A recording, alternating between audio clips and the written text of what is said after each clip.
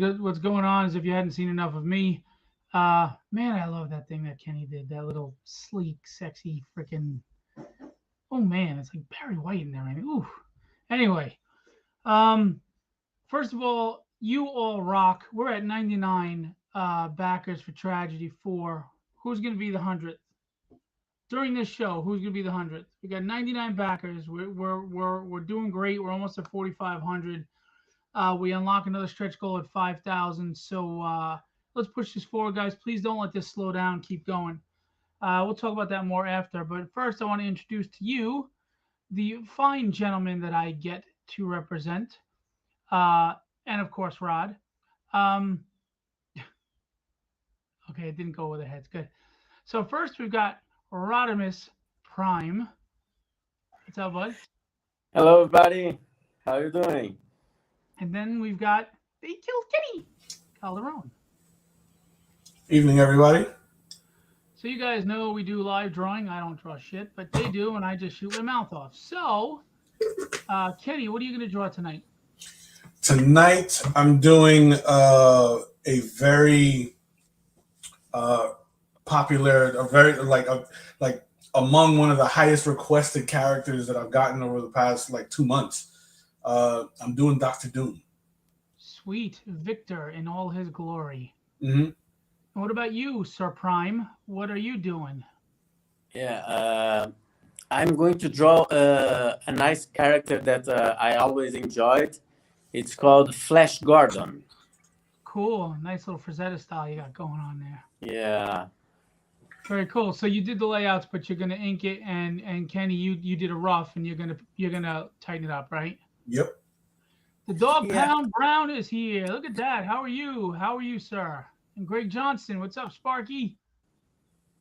Got some love from some people. Hello. Good doctor. Good to see you guys. So you're gonna adjust your cameras, get your art showing, and we're gonna draw live while we talk. We're gonna talk comics and shop. I might even bring up a controversial topic so people can find a reason to get pissed off. Is my Let mic me too show you close? guys Really? what I got my idea from. Oh, cool. Very nice. What is that? This is a rare book that was printed around here. I believe it was in early 80s, the very early 80s, maybe in the 70s. Do you remember So, that Flash Gordon cartoon, but with that really sweet animation? I have that cartoon. ooh, Yeah, it's all good. let me fix my phone here, okay? Yeah, they're adjusting, guys, so they can get on the art, and they're going to start drawing. And I am going to bring up a topic, and I'm going to preface it with this: civil conversation. Right? Nobody's a bad guy for having a different opinion. If you think so, you might actually be the bad guy. So we're just going to hang out and talk. It's pop culture fun, the way geeks used to be able to sit and talk. True. So if you're not happy with my opinion of She-Hulk, it's okay. It's okay. I promise you I love women. Anyway, and I'm not a misogynist. Hey, Will Clayton's going on. I got to talk to you after the show, buddy. So there's Flash Gordon, and Rod will be inking that, tightening up. And you can't see the rough really right now. I could just barely see it. But Kenny he has roughed out Doctor Doom, and he's going to quickly be rendering it because he works pretty fast. And you'll see Doctor Doom appear in a minute. Zach Rodriguez, what's going on? Drop your links. Will, drop your links. Greg, let us know when your next concert is. Dog Pound Brown, if you have anything you want to promote, please drop your links. You're always welcome on my shows. I don't have any problem with sharing. So, okay, now I mentioned this the other day. She-Hulk. I didn't see the third one yet, so don't spoil it for me. But I don't care for the show, and I don't care for the tonality of the show. Not because it's a comedy or silly. That's fine. And you guys chime in after I get this point out. Mm-hmm. There's this cultural thing, at least in America. I don't know if it's the same in Brazil, Rod, where being a martyr and a victim is a sense of strength or power, and I just never got that. I don't like martyrs. Stop, stop. Nobody's a victim. Well, I won't say nobody, but the average person is not a victim. Mephisto shows up in the third episode. Now, there is an obvious message about how bad men can be, and it's pretty beat over the head. Like in the first episode, it's assumed, she saves Bruce instead of the other way around. I don't really care about that. That's fine, but it's just like one of the examples. But then when she's in the bathroom, they assume a man beat her. Then she's immediately outside, and three guys are hawking her and calling her and coming on her, and then they're rude and they won't leave her alone. And my wife's a beautiful woman, and she felt it. And if it does, it's probably because a woman is really dressed provocatively, and she was not dressed provocatively. And no, I'm not saying a woman deserves it if she's dressed provocatively. I'm just saying, if you dangle meat in front of a lion, the lion is going to want to eat it. It's not about right or wrong. It's just actual consequences of actions. So anyway, and then after that, the lawyer that she works with was in the beginning a jerk, telling her he could do it better, and he was mansplaining to her, and he was belittling her. And in the second episode, he refers to a woman as it. I mean, I've met some men that are real jackasses. I mean, they are misogynists. I've never heard any man call a woman it, ever, in my almost 50 years, ever. And then when she's upset, and she's obviously got more anger to deal with than the rage monster Hulk, who watched one parent kill the other, and she could literally be murdered. It seemed a little over the top for me, and it was a big victim complex, and I don't find any strength or heroism in that. And I said this the other day, when I talk to my daughters about facing the hardships of life, and whether that's a man that is misogynistic or catcalling or rude, or a woman. I know a lot of women that catcall men. Mhm. I mean, Chippendales, they say those women are way worse than any man ever is in a strip club. So I don't think it's a gender thing. I think it's just people can be jerks. And I think we need to stop separating genders and races as if it's one race or one gender that does this or that, because everybody does it. People suck and people are good. We're both. That's the dichotomy of the human personality. I mean, we all have good qualities and we all have bad qualities, and it depends on when they come out and how. So I tell my daughters, you're only a victim if you allow yourself to be. You need to stand in the face of adversity, and you have to look at it with your head up high and your chest out. And I don't mean that in a sexual way. And in defiance of you don't control me, you don't have me, I've got this. And to me, that was always a hero. That was always strength. Is no, I'm not a martyr or a victim. I'm not marginalized. I'm not oppressed. I face adversity because that's what we do. We all do. My wife's 15 years younger than me. If I told you how many times I hear things about that, people are not nice. My wife will tell you, or the fact that I'm a male nurse. I'm never referred to as a nurse. I'm referred to as a male nurse or a nurse, and I'm not kidding. And that's women too. I've been talked down to, like, a man that's a nurse. Do you have a penis? Do you like women? Are you gay? So my point is, it happens everywhere. You can spend your life complaining about how hard you have it or how mean people are to you, and you're a victim and a martyr. That's fine if that's what you want to do, but that's not a hero to me. This is just my opinion. This does not reflect Rod or Kenny or anybody else. And if you think I'm a misogynist for saying that, go check out Tragedy. It's live on Kickstarter right now. My female protagonist that is not weak, but she's also not a victim, and she doesn't cry about being oppressed. Okay? That's an agenda, I think, that's pushed, and it's a bad message to teach young girls. Teach them to be strong and resilient, and teach them that no matter what some stupid guy says, it doesn't define you. That's the message of strength. But this sitting there going, woe is me, I have to deal with this mansplaining. Mansplaining. Do you know how many people tell me about clinical science and they're not even in the field? Mm. I'm a nurse, and I had more Facebook people, with their Facebook degrees tell me about clinical science. Is that mansplaining? I mean, come on, guys. Let's be realistic here. Enough of this nonsense. It's very divisive. It's saying that men are bad and women are victims, and it's not a good message for either gender. Because guess what? We all have strengths and weaknesses, and we complement each other. There are strengths that men have an advantage over women, and there are strengths that women have an advantage over men. And that's how we complement each other. And that's why we need each other. And that's why society doesn't exist unless we get together. And that's the way it is. We need each other. We're both the other side of the same coin, and you can't have a coin without the two sides, True. And we need to stop this. So that's why I'm not big on She-Hulk. Um, the goofiness is fine, and all that. Again, I didn't see the latest episode, but I just don't care for that heavy-handed message. But what bothers me, concerns me the most, is that if you say that, people come flying at you about being a misogynist, and that's just conjecture on their part, and it's really wrong, and it's feeding into the narrative, and I just think it's ridiculous. Now, you guys are welcome to stay quiet on it, or if you'd like to chime in, feel free. If you disagree with me, not a problem. I can still like you.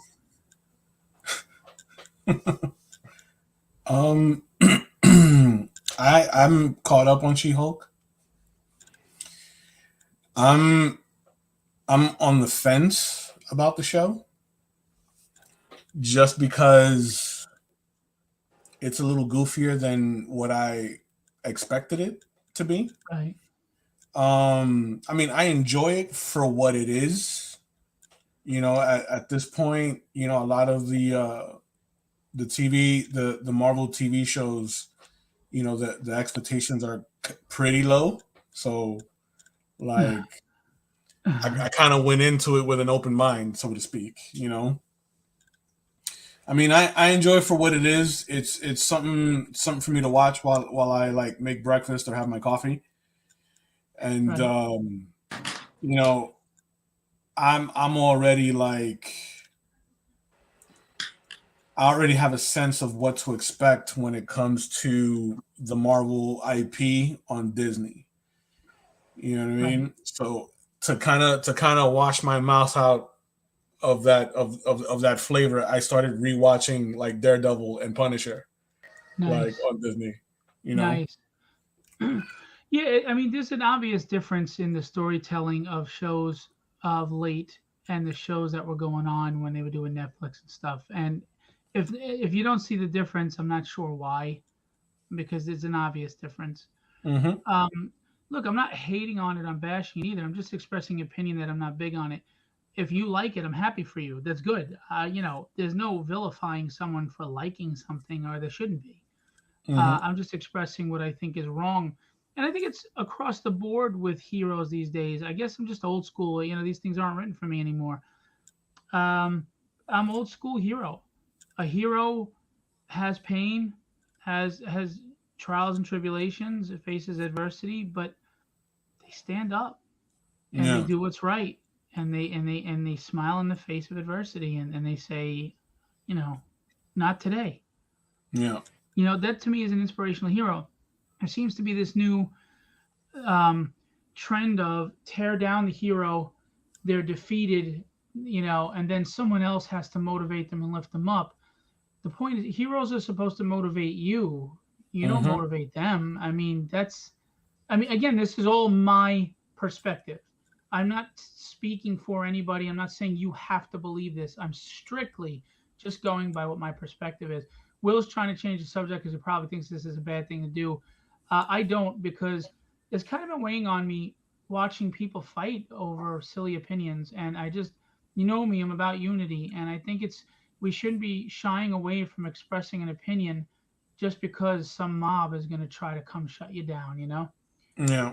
So, um, Greg says, I can't bring myself to pay for Disney. I'm sick of all these extra money channels. That doesn't even bother me because it's replacing cable. I mean, how much do you spend on cable, and cable sucks? I mean, there's nothing. I mean, I love Shawshank Redemption, but it's like that's the only movie they ever play.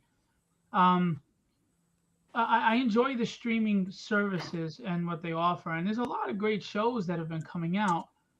But I'm not really sure what Disney's thinking lately and where they're going with things because it just doesn't seem. I don't know. It doesn't seem like the same storytelling anymore.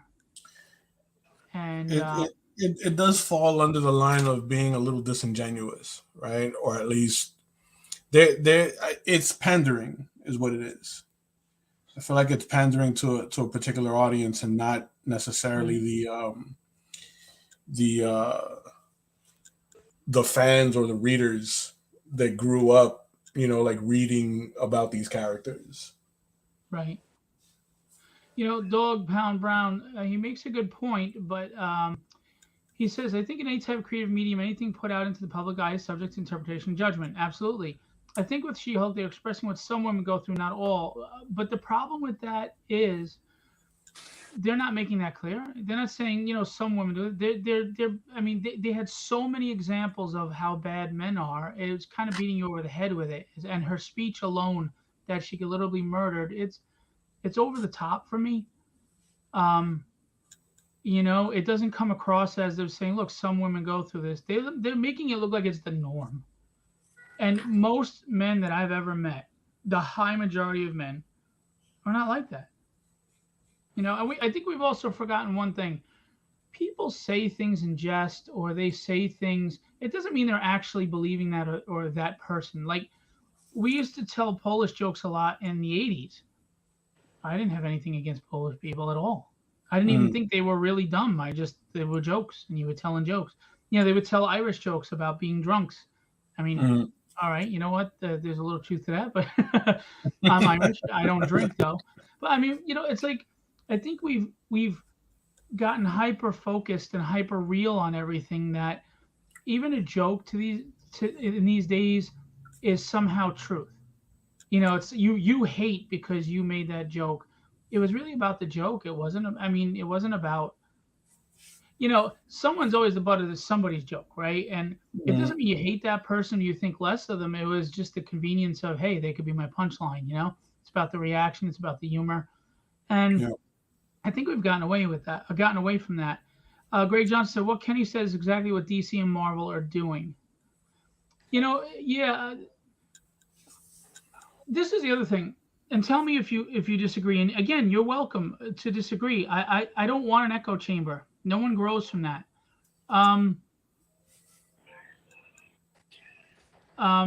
Will is saying, no, I don't think it's a bad thing to talk about the separation, division, and agenda, and I don't play that game. I'm all about oneness. I agree, and that's why we all get along in Legendary. Listen, we have Brazilian artists, we have Puerto Rican artists, we have white, Caucasian artists, we have tons of different backgrounds, nationalities, and we love each other.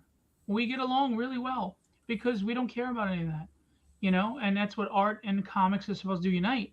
Now, in comics, so many people don't know the difference between a joke and bullying, and that's it. And you're right, Sean. That's absolutely right. You're right. You're absolutely right about that. There's joking, and then there's malicious intent, right? And you're right. People don't. They've blended the two together. Another point is a lot of people's counter argument is, oh, there's no agenda. Comics has always been political. Yes and no. It's the delivery that's different. Like X-Men in the 60s, comics have always been a reflection of what society was going through at that time. Like when oh my God, Neil Adams and Denny O'Neil were doing Speedy as a drug addict in the 80s. Drugs were really prevalent in the 80s. We always reflected society. Here's the difference. You didn't know what they felt about the situation when they wrote the story. They just put the story out there for the sake of a story. They didn't tell you you're wrong for being on this side of the aisle. And they're actually alienating genders, political affiliations. I mean, if you're conservative, they make it clear you're a white supremacist Nazi. If you're a man, you're a misogynist. If you're a woman, you're oppressed. They're doing that a lot, and that's what I think is the difference. Is we're not just reflecting societal situations in comics anymore. We're being beat over the head and preached to about who's bad, who's good, what's right, what's wrong, and you have to conform to that thought, or you are not a good person. And the proof is in the reaction to someone. If you say you don't like that, the Mm, people that come after you. That's the wonderful thing about this country. We all have freedom of thought and differentiation of thought. We can do that. Now, there's some thoughts that are not acceptable to me. I don't accept racism or misogyny. I don't accept hate towards white people or men. I don't accept any of that. I don't accept division in any way. I don't think it's acceptable. But freedom allows assholes to speak too. So mhm. what do? Walk away. If you only empower the dumb people by addressing them. If they say something stupid and you act like they're not there, they no longer exist. That's how it goes away. Stop. Talk about what we have in common. It's a really weird dichotomy because people want to feel like special individuals while they're all joining in on bandwagons and joining in on groups and trying to belong to something. You know what I'm saying? You Yeah. can't have both. Well, you can to a degree, but I mean, we're extremists. Oh, I'm an individual. I'm me. I'm expressing myself. Yeah, but you're kind of doing the same thing everybody else is doing. So how are you expressing yourself when you're really just falling in line with everybody? It's kind of the same with art, right? You guys are Mhm. amazing artists, but you're not a fad. You're not a big name fad. So you're not going to get the same following right now or the same buyers as a big name artist would who does a head sketch that looks like a 3-year-old drew it and charges $300-$400. Mhm. They can do that because you know what? There's a fad there. There's a prestige that goes with that, right? Yeah. So while people are talking about being individuals, they're really not. They're jumping on bandwagons and being part of groups, and it's kind of this group think that goes on. And it's not one side, it's human nature. You know, you have divided people all pointing the finger at the behavior of others, but the thing is, everybody is um, projecting. They're telling you you're doing this while they're doing it themselves because it's just human Mhm. nature. It's not as simple as you're bad because you do this and you're good. Everybody has bad and good. Everybody does stupid things. Everybody screws up. We all are hypocrites. It's called being human. And Mhm. I think we need more forgiveness in life. I think we need more understanding. And I think we need to stop talking at each other and talking with each other. And talking with means listening. Uh, and it's really important that our media, our pop culture media, which is comic books and shows, stop reflecting division and start reflecting what they always were: unity. Heroes True. brought us together. True. I mean, comics brought us together. You go to a comic convention, nobody gives a shit at who you voted for. We're all just talking about our favorite artists, our favorite art, our favorite characters. That's the Mhm. beauty of this industry. This is what this industry brings, you know? Yep. So we have to I really wish we would stop this division that goes on. Hey Heather, what's going on? Heather, she's a voice actor and she works with the Garden State Comic Fest. Real cool person. Nice to see you. Rally's here. What's going on, Rally? Man, you're working hard in the gym. God bless you. You keep pushing, man. I hope you reach your goals. Keep going. Stay strong. And Dog Pound Brown had said it's a delicate dance too. A lot of this content has to cater not only to us old school adults, but realize Disney has a lot of under 10-year-old watching too. The ones that we're craving we're probably not going to see in a half-hour show on the service. That's true too. But to the other point, I'm not trying to constantly be a contrary Mary with you. Um, they're putting on rap music that to artists that have lyrics that are really vulgar. Now they're not playing those vulgar lyrics, but if the kid's like, "I like this," and then they go buy the album, the parent doesn't know what are they listening to. So they're not really catering to kids. Kids don't care about the man misogyny angle. They don't care about that victimization. And kids don't care about that. They want to see She-Hulk growl and throw a truck. You know? So Mhm. is it really, kids? Is it really? By the way, we hit 100 backers on my Nice. campaign, 4,288. Yeah. You guys rock. Nice. Less than Awesome. 24 hours. Thank you so much. Now, and you know, and I want to make this clear. One of my favorite quotes, two of my favorite quotes of all time. One is by Gandhi. It's "Be the change in the world that you wish to see." And the second is by James Obar in The Crow. Mother is God on the lips of children. That's how much I hold women in high regard. They create life. None of us are here without them. They go through things that we'll never understand every month. Men will never deal with. That doesn't mean that women, they're not weaker or stronger. They're just stronger in some areas, as men are strong in some areas. That's how we complement each other. And I think we're so freaking hung up on, oh, you can't say anybody has a weakness, as opposed to saying, yeah, but you know what? We complement each other really well. I mean, as a father and as a husband, I'm the disciplinarian. My wife can't do it because she's a nurturing mother who just can't do it. I have to be the tough guy, right? Yeah. I And can do that. and when my kids, wait until your kids get older, Rod, you will. When the thing is, I tell my kids I love them 1,000 times a day, always, period. And when they do something that I get upset with, I tell them they're a good person, but what they did wasn't a good thing to do, and they're better than that, and that's why I'm upset. So I had that conversation, but the point I'm trying to make is I hold women in such high regard that I don't think it's a good message for a woman to claim that she's victimized. Mm. There's no strength in being a victim, and we need to stop that in our culture, and it's bleeding into our comics. You are not strong if you're claiming to be a victim. Get off your cross. Women are strong. Of course they're strong. In some ways they're stronger than men. Hmm. They'll always be strong. They'll put up with things that men don't put up with, and men put up with some things that women don't. Men suffer in silence. This is why more men commit suicide. It's the truth. Hmm. Men will give up their dreams and they'll work a job they absolutely freaking hate quietly for the rest of their lives so that their kids and their wife can be happy. That's Yep. our job. And it's not, and when you say that, some people hear, what, women don't sacrifice? That's not what was said. Of course, women sacrifice. But I can point out a man's sacrifice without that being a knock to women. Hmm. I can do a whole list of what women sacrifice and go through. I mean, 9 months, what do they do to their body? You Hmm. know? And it doesn't stop there. Incontinence, it lasts a lifetime after you have kids. Um,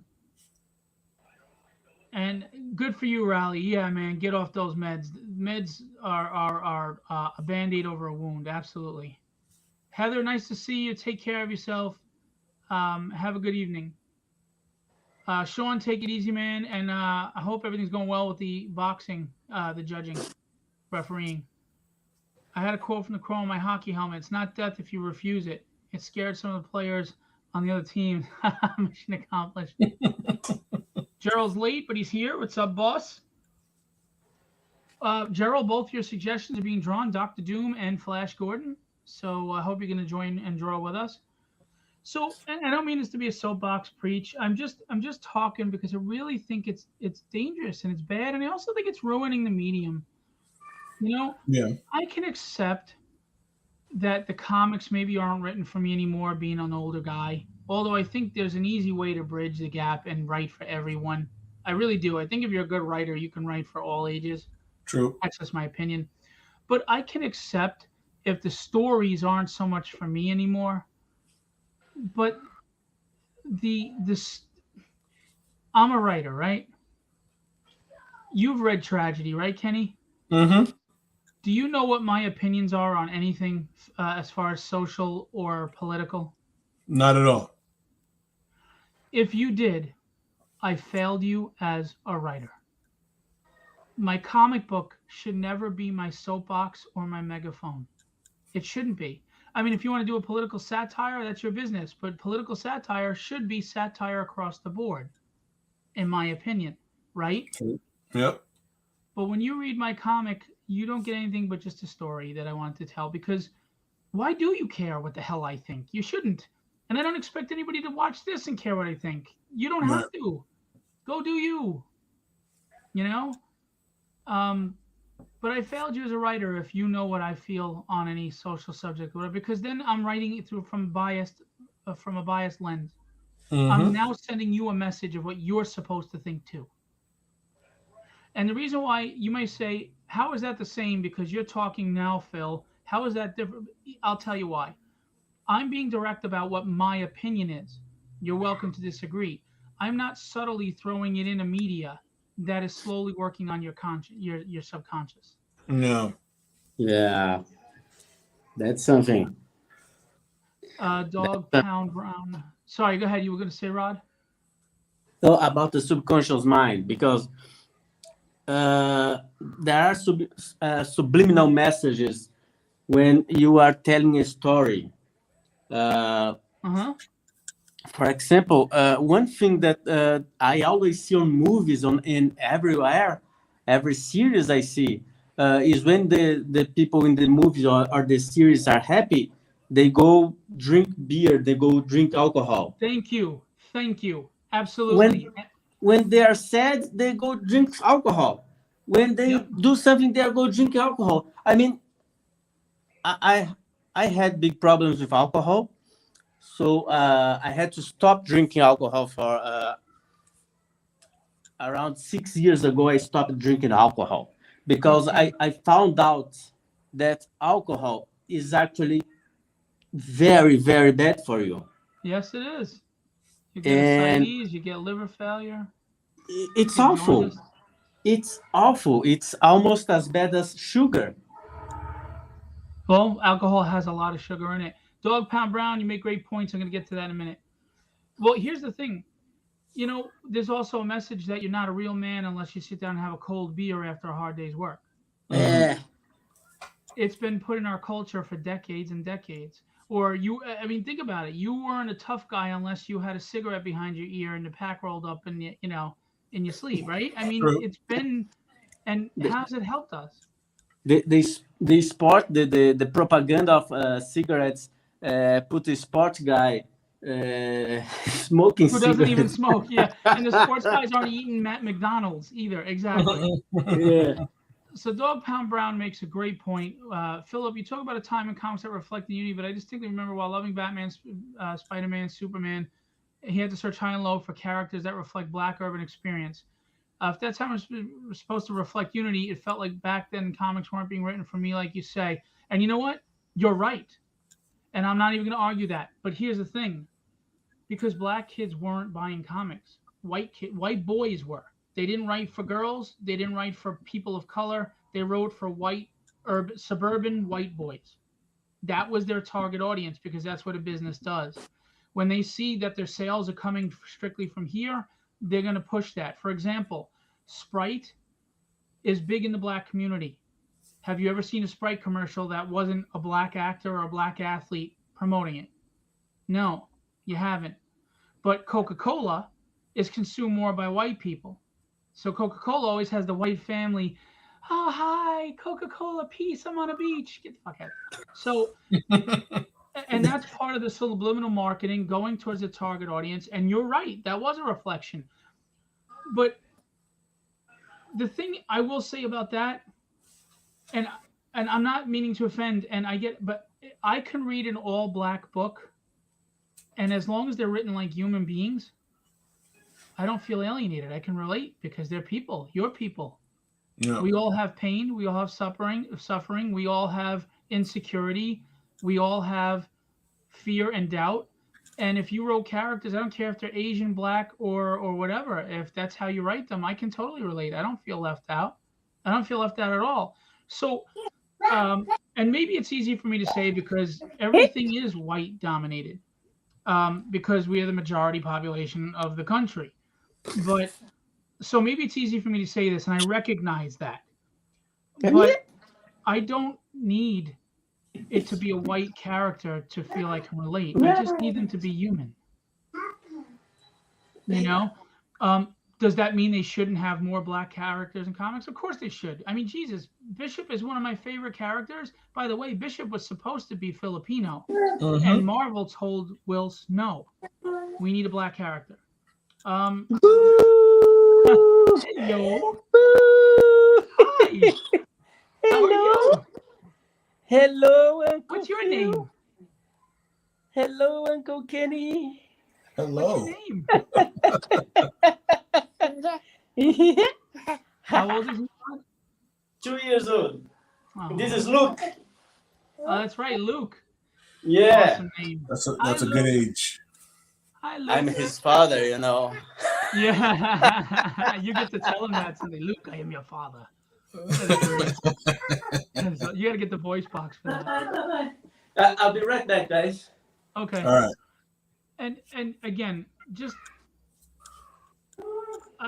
what Dog Pound Brown says is totally understandable. That, you know, I don't think it was a lack of unity being expressed in comics back then because there weren't more black characters, because the message wasn't about division.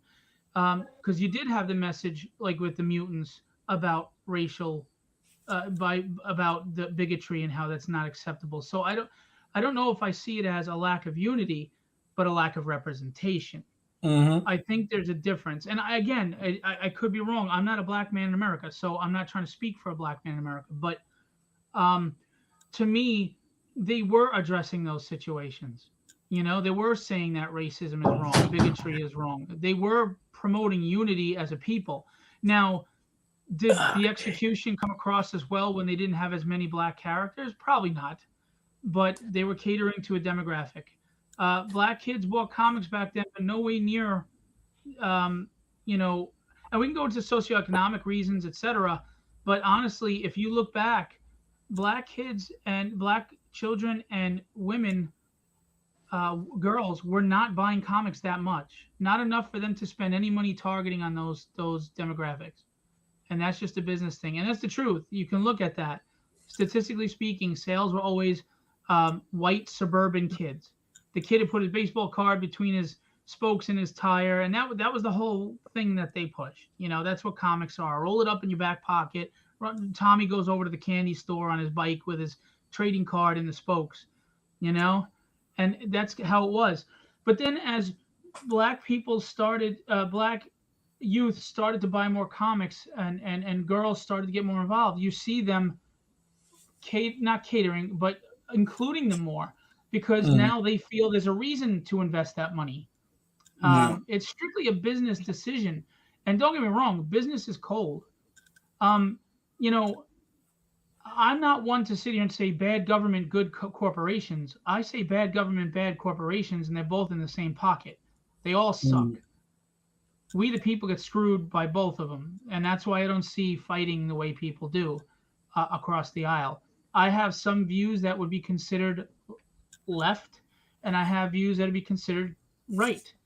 I am neither a white supremacist, nor am I anti-LGBT or gay or whatever, and neither am I also going to sit there and defend government. I'm just not. I think people need to think for themselves. I think a lot of people think they think for themselves, but they're really not. It's like that movie They Live. John Carpenter. It's brilliant. That movie is brilliant. It's the subconscious mind talking. Yes, we're in They Live right now. I mean, I'm not saying aliens are behind it, but They Live is going on right now. Period. And it's been going on for decades. It's just, I think they're more brazen about it now. And it's in every show you watch. It's in every comic book you read. It's in every movie you see now. It's just in everything. You know? I mean, we don't even have natural character growth anymore. I watched that movie Prey, and I felt that the character, the protagonist, things came too easy to her, and the fact that she could beat it one-on-one was ridiculous. In a one-on-one fight, she beat the Predator, that beat a bear one-on-one, and the bear easily. And people got on me, you know, because I called her Mary Sue. Mary Sue is not a misogynist term. It's a movie term. It's a theater term, just like a MacGuffin is. A Mary Sue is a female protagonist that never gets challenged and everything goes right. Now, if you want to say how come there's not one for a man, good valid point, good question. But when I use the term Mary Sue, I'm just reflecting on the definition of what I'm talking about. It's not misogynist. It's not misogynist at all. But I mentioned that, and someone said, "Yeah, well, what about Sarah Connor? She beat the Terminator." No, she didn't. She was running the whole movie. Reese is the only reason why she wasn't dead from the start. And it's not to say that she needed a man to save her because he couldn't beat it either. They had to be Mhm. together. They had to fight together. And he sacrificed his life to injure it so bad that she was able to beat it. So they beat it together. She didn't beat it by herself. And that to me was a compliment of what men can do and what women can do together. And then her natural progression was she didn't become a badass until the second movie. She grew and learned from the first movie. That's a natural progression in writing to me. Mhm. Ripley in Alien, and she wasn't some badass. She was scared shitless in the end of that movie and just happened to open the airlock and let it go. She wasn't running around with guns toting. It was the Mhm. second movie where she was just angry and had enough, and her motherly instincts kicked in that she became badass. It was Mhm. natural progression of growth, right? She didn't just come out and all of a sudden she figured out every problem and she figured out how to beat everybody in 2 seconds and then she could physically dominate them. And I just felt it was lazy writing. Lazy. There's no character growth. And I don't like it if they do it to a man either. I don't want lazy character growth in a male protagonist. I want my heroes to grow, you know? I don't want them to have to be torn down to be a hero though. Every time anyway. Sometimes it's a good compelling story, but if you're doing it every show, I mean they did it in Boba Fett, they did it in Ben Kenobi, they did it in episode 8 of Star Wars, with Luke. I mean, you can only do it so many times where it just becomes boring and cliche, you know? Frankly, I was shocked getting into my 30s. I've seen more women buy comics. Yeah, it's true, which is a good thing because I remember the 90s Marvel bankruptcy period where comic book was going down the drain.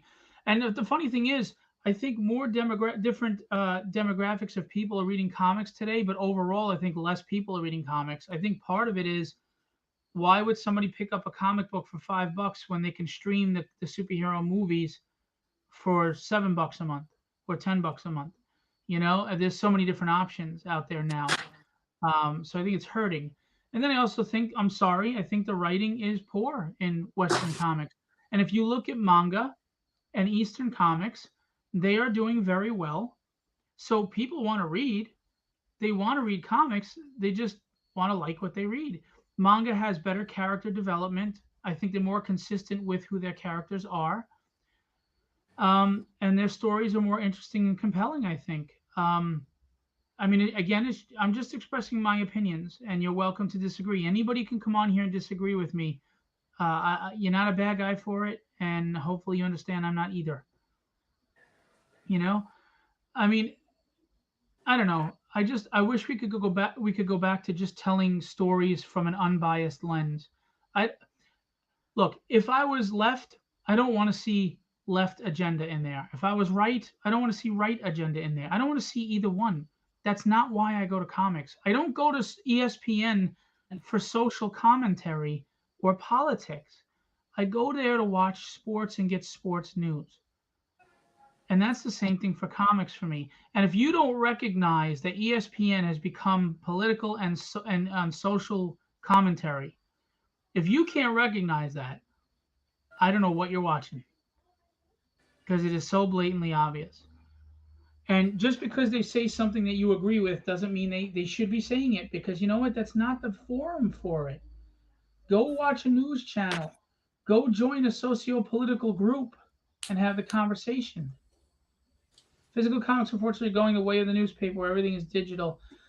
And the thing is, I do think there's going to be a strong amount of people that are never going to let that happen. There's a lot of people like myself that they don't want to go digital. They want physical comics, but they may be forced into it. You may be right because you save on printing costs. But then, how many jobs are you putting out? How many printers are going out of business? You know, You gotta agree with Stan Lee on that.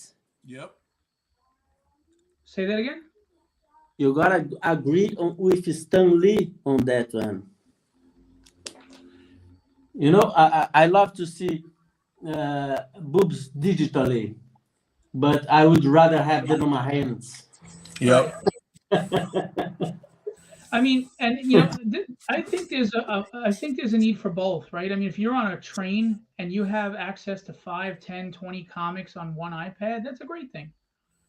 But when I'm home, I like my comic pile. I like Yeah, that comic stash. But think about how many people go out of business if they go digital. Backboards, and there's no more CGC grading. There's no more Hmm. backboards and bags. There's no more printers, right? Yeah. You're going to lose a lot of the income that comes into the industry. That's why I don't think it's ever going to go fully digital. There's no way you're going to get rid of all of those jobs, all those aspects, especially CGC. CGC is not going quietly, because you say, well, they can still CGC old books. Yeah, but you know what? They lose a ton of the market. Hmm. Also, comics will lose value, which they already are because the print runs. And not just that, but think about this. Everybody's getting the newest cover by Ryan Stegman on Venom, right? And then they're grading it because the new Venom book's coming out and everybody told you had to with the speculation market that's killing the industry for me. Well, if everybody has a slabbed issue, then none of the issues are ever going to get destroyed or ruined, and you're not going to have any obscurity. So where's the True. value come from? Yeah. You're putting your comics in coffins, and you're preserving them. They're not going to have value. Yeah. I mean, the reason why X-Men #1 is the price that it is because how many are left and how many are in good condition. Mm. You're right. Will says physical things hold energy, art and comics. I agree with you. Like this new AI art, it is not going to take over. It's a fad. NFTs are a fad. I don't think NFTs are really what they say they are. I don't. There's nobody quantifying those numbers that they're throwing out there. I watched the art gallery scene inflate prices, falsely inflate prices, and I'm seeing it with NFTs now, and that's why original art prices I think are going through the roof because of NFTs, and it's all used to just artificially inflate the market value. That's my opinion, and the proof is in the pudding. Look how expensive art is now compared to 2 years ago. Hmm. Dog Pound Brown. Unfortunately, these young people aren't going back to physical stuff, and they're the ones spending more money. So who are these companies going to cater to? Us classic veterans that don't want to spend the money? No. Actually, that's where I disagree with you. We're the ones spending the money. Yep. 20-year-olds are not spending, $500 on a beat up copy of, Hulk 181 and then slabbing it for another 150. They're not. They're not doing that. And I don't even think they're buying comics too much. I don't think they're the ones spending money. I don't even think they have money. I mean, Jesus, I don't even have money and I have a full-time job. These kids don't have any money. We're the ones spending. The 30, 40, 50, 60-year-olds, we're the ones spending the money, I think. Yep. So, now that may change as we all die off, and as they get older, and then maybe, yeah, they've been brought up on digital, they want to keep it. There's that possibility. I mean, there's always the possibility to go all digital, but I just don't think it will. I don't. But you make great points, and they could very, absolutely come true. William Santos, how are you, sir? And this is what I love. Dog Pound Brown makes his points. They're all valid. I respect every one of them. Him and I may not have seen eye to eye on everything, but guess what? At the end of the day, he's still a good person. He's not a villain. And neither am I. We just think differently on certain topics. And all of that, look, opinions are based on facts, hopefully, but they're also based on perspective. The world, how you see the world is how you experience the world, right? yeah, Like if Dog Pound Brown, as a black man in America, grew up in an era when racism was really rampant, where he was bussed across town to go to school. Of course he's going to have that view because that was his life. And he should have that view because that's what he lived, Mm-hmm. And we can we have to start understanding, though, our experiences hold a lot of weight, but they are not everyone's experiences, you know? But we do share a lot of experiences. I was slashed over my eye for $4,000 of plastic surgery because I was a white man in a black neighborhood. Two black guys made it clear I didn't belong there. I'm a white guy, and they attacked me. But it was a black man who was willing to testify in court for me when my white friends wouldn't. Mm. So the moral of the story is racism doesn't know a specific color. Hatred is hatred. Mm-hmm. Period. Hatred is hatred. And there's no room for hatred. And comics are supposed to bring us together. They're supposed to remind us what we have in common, right? True. Luke Cage and The Thing are both heroes. One grew up in Harlem and was dealing with drugs of, hitting those neighborhoods. One grew up in Brooklyn and he was a Jewish kid. So what? They're both heroes. They're both facing the struggle every day. Their struggles may have been different, but they're facing them every day, right? Yep. Now, did they beat you over the head with Ben Grimm's Jewish and he dealing with the Holocaust and people hate him for being Jewish? No. No. They Never. didn't focus on that. They focused on him being a hero, someone to look up to. That's how you change hate in a heart. You have to make people see that they are human. I think racists towards black people, they don't see that black people are human like us. They have emotions, they have feelings, they have self-doubt. They love their family and their children too. For whatever reason, they don't connect. They don't see it. They don't see that. So what's the best way to make them get rid of their hate? By attacking them or waking them up to the fact that you're a human too. Like I saw a video, this is very powerful. It was several years ago, Charlottesville situation. A black man walked into a group of racist white people. And he asked them calmly, "Why do you hate me?" And this man was brave as shit. "Why do you hate me?" He goes, "I don't hate you, brother. I don't hate you. Why do you hate me?" I kid you not, and it was not staged. One of the guys started talking with him. And after a few minutes of talking, they hugged each other. They hugged each other. Now, is that going to happen with everybody? Of course not. But one person at a time. And to me, that's what comics has always been. It's been that bridge. You know? I mean, you ever gone to a Comic-Con and said, "Who did you vote for?" Never. Are you a Trump voter? Are you a Biden voter? Are you left? Are you right? Do you like Bill Maher? You don't do that. Like, man, I love John Romita Jr. and his run on Spider-Man when he was doing blah, blah, blah. And God, when Scott Hanna was inking him, it was amazing. Mm-hmm. That's what you're talking about. And we loved creators of all races. I mean, George Perez, he's a Latino man. God rest his soul. Did anybody Puerto care? Rican from the Bronx. Right. Nobody sat there and said, "Oh, he's Puerto Rican." They were like, "I love George Perez's art. I love Deathstroke. I love Taskmaster. I love what he did." Yep. Nobody cared about that. Because that's really not important, is it? No, it is not at all. Listen, and that's the other thing. We have to recognize, too, there's nothing wrong with being proud of your heritage and acknowledging it, but stop identifying by it. I'm not identified by being a white Irish man from Queens. Like, we do it with everything. Brooklyn in the house. Yep. I'm a proud black man. From wherever. I'm a proud Irish guy from whatever. There's nothing wrong with being proud, but the more you keep identifying by that, the more you're actually subconsciously separating yourself from everybody.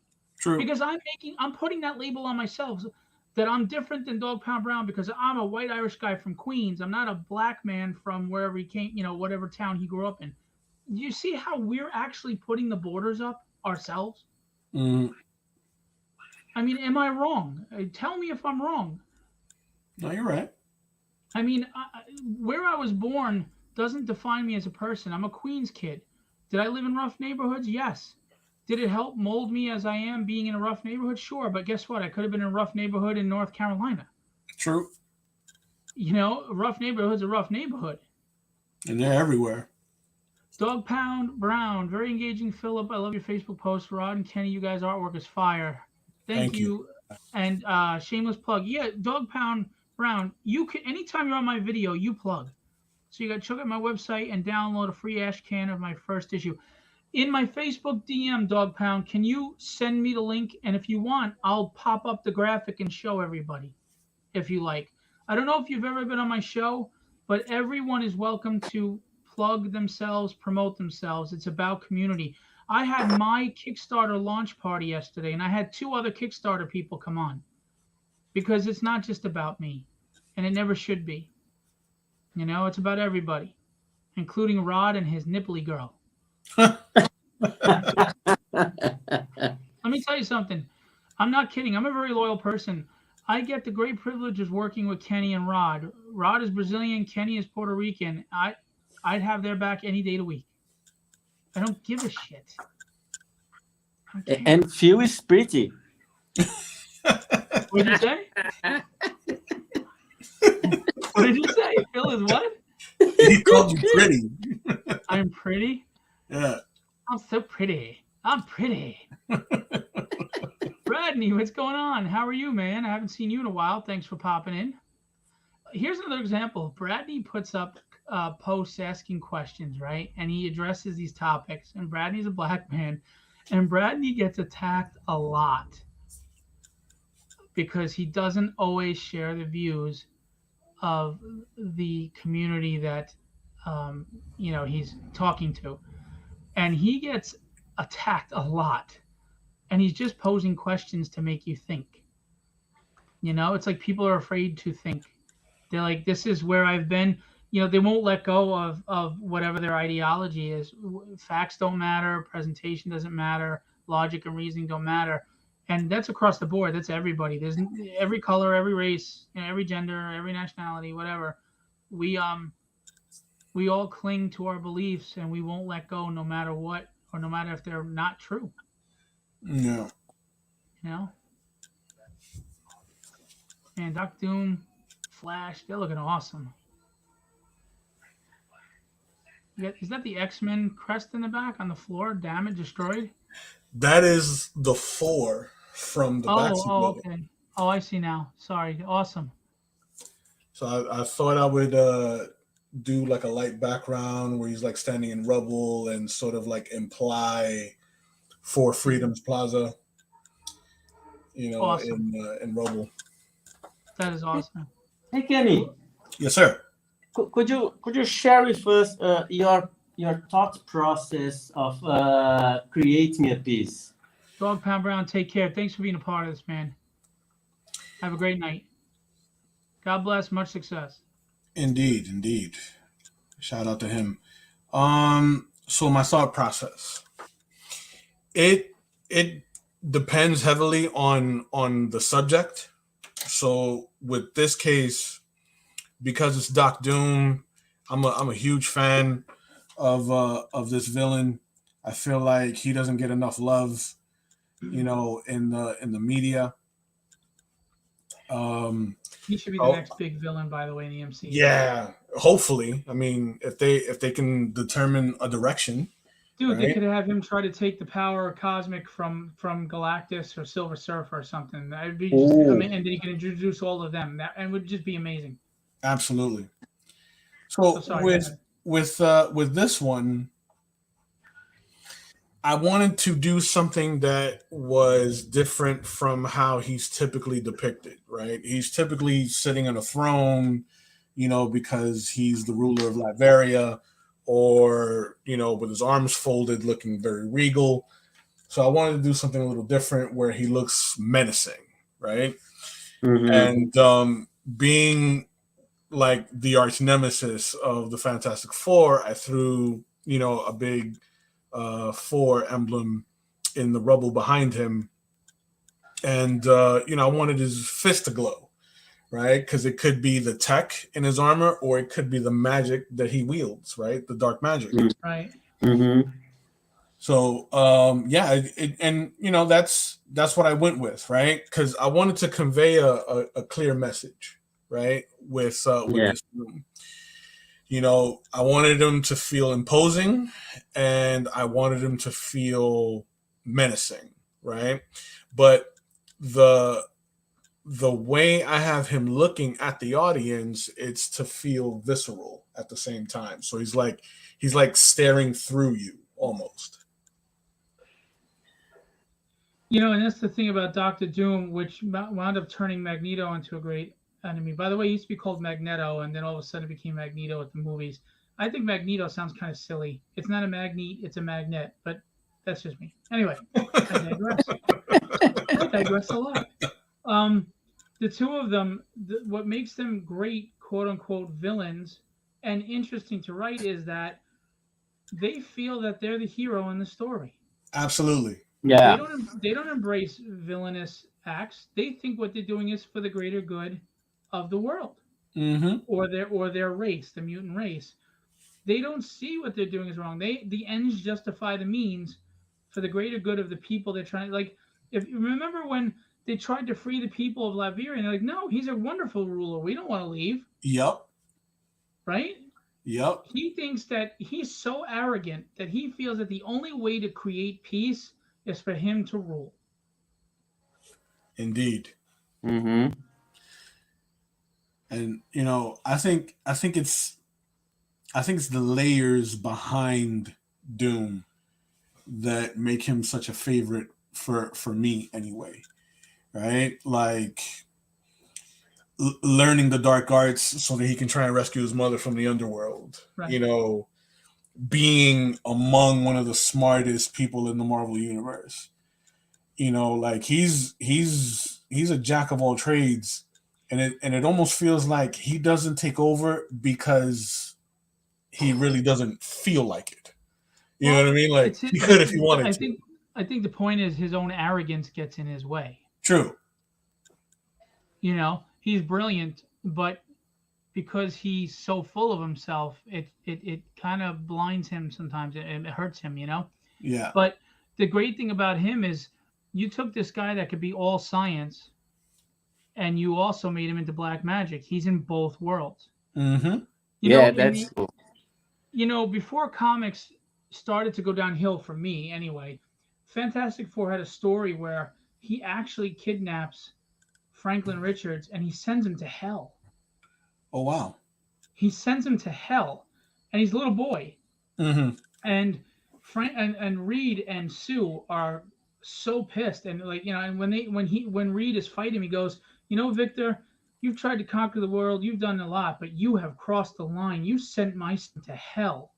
Mm-hmm. You know, and he had the father's wrath. You know, it was I really liked it. And I think it was like just a few years before the collapse of comics for me, although the X-Men have been shit since the movie. True. I don't even recognize them anymore. You know what I knew there was something wrong with storytelling in comics? Colossus he gets mad and he grabs Storm. And I don't know if she kicked his chin up or headbutt him up. He's metal, can take a punch from Juggernaut. And she actually had his head snap back when she hit him like that. Yeah. She would have broke every bone in her body hitting him. He wouldn't have even flinched. And it was like, what? Yeah. You don't even know the characters anymore. I mean, I know that sounds like a silly nitpick, but it's just a small example. No, that's it's legitimate though. It's legit. Don't get me started on Nightcrawler. You know, Claremont made him religious. Claremont made him religious, you know, to contrast the demon thing. Interesting, fine. But then everybody decided to make Nightcrawler a pussy because he was religious.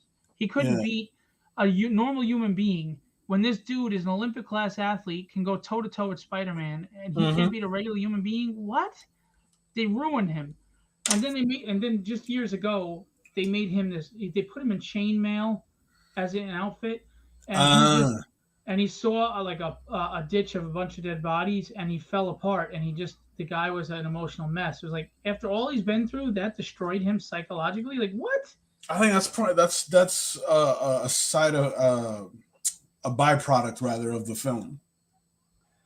Probably, and that's the problem. You know, I always thought movies of these would be amazing. I think the movies are what killed the comics because first of all, they're using the comics now to market the movies. They think that they're using the movies to get more readers, but the people watching the movies are not jumping on and reading these books. They're not. No. And they're changing the characters because of it. And then on top of that, you know, why do people not read as much anymore? Because again, like I said before, why spend $5 or $6 on a comic every month when I could spend $12 a month and get all these movies and see it in live action? Mm-hmm. Yeah, but the books are always much better. It's unbelievable. Agreed. Well, they The were. books are always much better, and the films are gonna borrow from several pieces of source material. You know, But that's the thing, they borrow from a bunch of different ones, mash them together, and then throw in something else, and that's fine. But then the artists don't. I mean, then these viewers don't understand the great stories that they missed true, in the comics. true. Zach asked this. I don't know anything about new comics anymore, sadly. What do you think about the new Fantastic Four Full Circle book by Alex Ross coming out, or is it already out? I honestly didn't even know about it. Does I anybody know? saw an ad for it because I follow Alex. He does incredible stuff. I don't know enough about it to really form an opinion. I think that visually, it's impressive because Alex is doing something. He's doing something that feels like it's like he's taking it back to the golden age. Is he writing it too, though? You know what? I don't know. I know he's Because to me, that definitely illustrating it because I've seen yeah, cover because art. Alex Ross is Alex Ross. You're never gonna go wrong watching him illustrate a book. But who the hell's writing it? That's the That's problem. true. True indeed. That's interesting. If anybody else watching has any input on that, please share it with us. Let us know. Yeah. So, who are your top 5 Marvel villains? You know what? No, let's do. Yeah, let's do top 5 Marvel and then top 5 DC and then top 5 altogether. How's that sound? Okay. Go ahead, Kenny. Top 5 Marvel. Top 5 Marvel. Doc Doom, Mr. Sinister, Nice. Apocalypse. What is that? 3, 4? 3. Well, Venom could be considered an anti-hero. No, you can consider him a villain. He's a I could, villain. you know what? Instead of Venom, I'd go with Sabretooth. And to round it off, I'd go with man.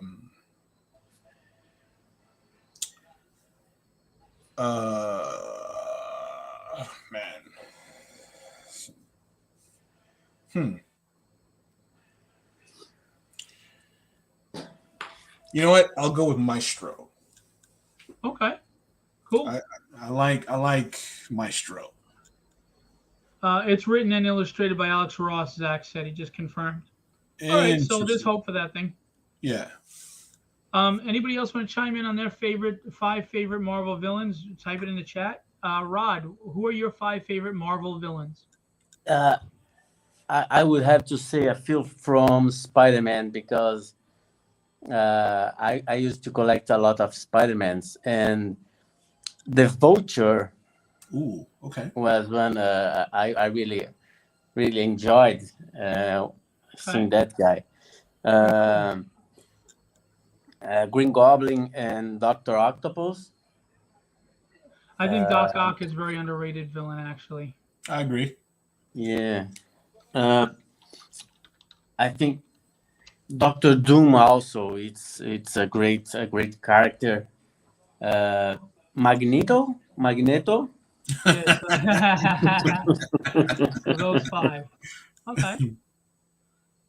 My 5 would be a Doom, Magneto, whatever.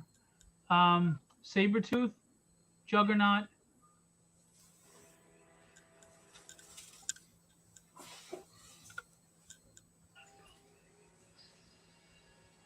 So Magneto, Doctor Doom, Sabretooth, Juggernaut, and Wendigo, Okay, I and like with that. Mystique being a close sixth. Yeah. Um, so going back now, Kenny, who are your five favorite DC villains? And Superman Prime, Doomsday, um, Owlman, Okay. and um, Vandal Savage. Nice. Oh, Vandal Savage. Will Okay. Clayton said he likes Red Skull, Mysterio, Mr. Sinister, the Reavers. Well, he's Australian, so. And Doctor Doom. Love Very that Outback, nice. Outback X-Men. Very Um, nice. so Rod, who are your five favorite DC villains? Uh, I would have to say that the Joker. Okay. The Joker is one. Lex Luthor. Okay. I also think Lex Luthor is one of those villains that he doesn't really think he's doing wrong, Right. but he's so I don't know if it's the word is arrogant or I don't know. He just doesn't see it. He thinks that what he thinks is better for everybody else, and what he thinks is that he should be the ruler. He's kind of the Doctor Doom of DC, especially when they implemented his armor. I think it depends on who's writing. Right. I You Yeah. agree. know, because like the way he was depicted in All Star Superman, I like that iteration of Luthor. Well, he was back to being the scientist Right. Luthor, not the politician and the businessman. Right. Like I dig that version of Luthor.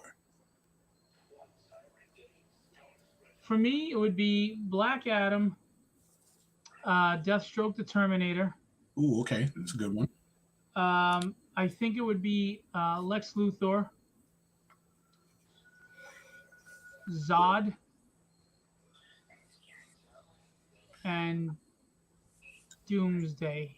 And I know I'm not thinking of somebody. Maybe Bane.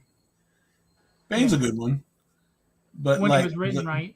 the tactician Bane. Yes, the Chuck Dixon, Graham Nolan Bane. The one Yes. that was supposed. That's the original Bane. Yes. Yes. The one that matched Batman physically and mentally. Yes. Yes. So That the movie Bane. ruined it. Damn it, 100%. Schumacher. Five favorite villains overall between Marvel and DC. Kenny. Overall.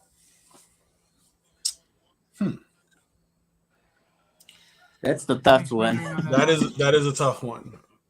Well, I'll Doom start for while sure. you're thinking if you want. I Doom. Doom for sure. Again, the Maestro.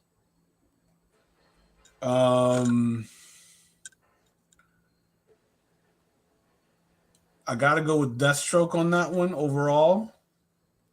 What's that? 3? Yeah. Then Oh, I forgot Taskmaster and Bullseye. Crap. So go ahead. shoot. Bane. And then Scarecrow. Okay. How about you, Rod? Oh, I think Lex Luthor should be there. The Joker. Vulture. Magneto. And I don't know if Galactus is a villain. Yeah, well, I mean, in typical Marvel fashion, he's the villain who isn't the villain. You know, he's just nature, but he's a villain. Yeah. I would say yeah. Yeah. Now, mine would be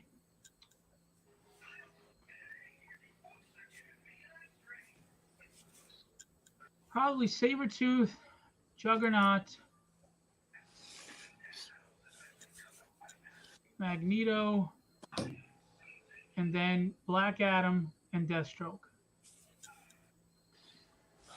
Now, to me, Black Adam is a combination of Doom and Superman, and I'll tell you why. Superman's abilities, but like Doom, he ruled his, fictitious country, Right. Kandak, and he ruled it the same way. But I liked when they started writing Black Adam where he wouldn't touch his feet to the ground because he was above that. That was Yeah. cool. Yeah, I dug that. Okay, so Will said his favorite DC are Joker, Bizarro, the Cheetah, Mr. Freeze, Black Adam, and Reverse Flash. Reverse Flash is another one. Yes, thank you. Yes. Sadistic. What about you, Greg? You, Zach? You guys want to chime in on what yours are? So 5 favorite Marvel heroes. I will say Nightcrawler, shocking. Colossus, shocking. The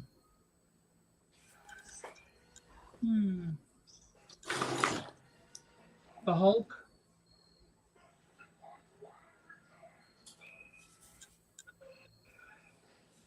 Cyclops.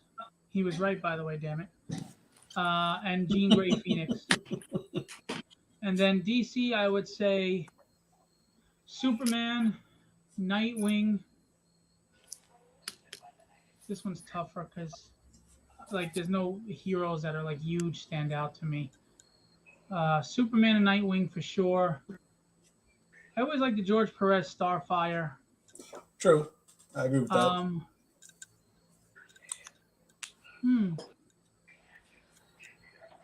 And I'm not thinking of. Who am I not thinking of? Let me look around all my art.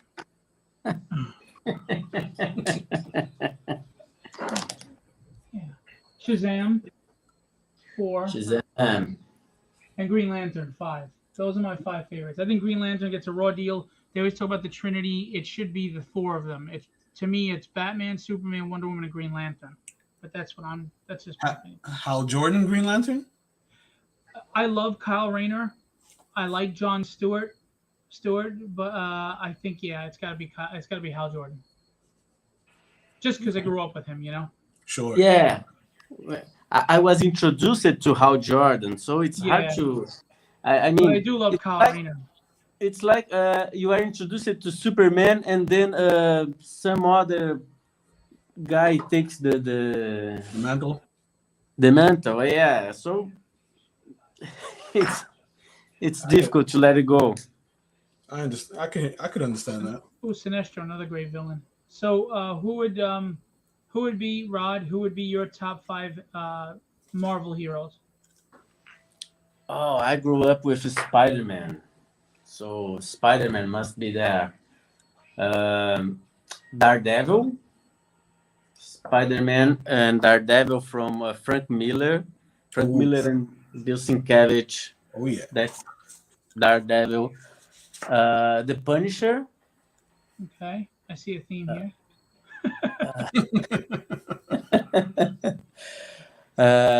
Wolverine. Okay. And Captain America. Nice. And Will just said Captain America. All Street Fighter level guys. Cool. Yep. Who are your favorite DC? I have to say Batman. Well, the Justice League, it's hard. Batman, Superman, Hal Jordan.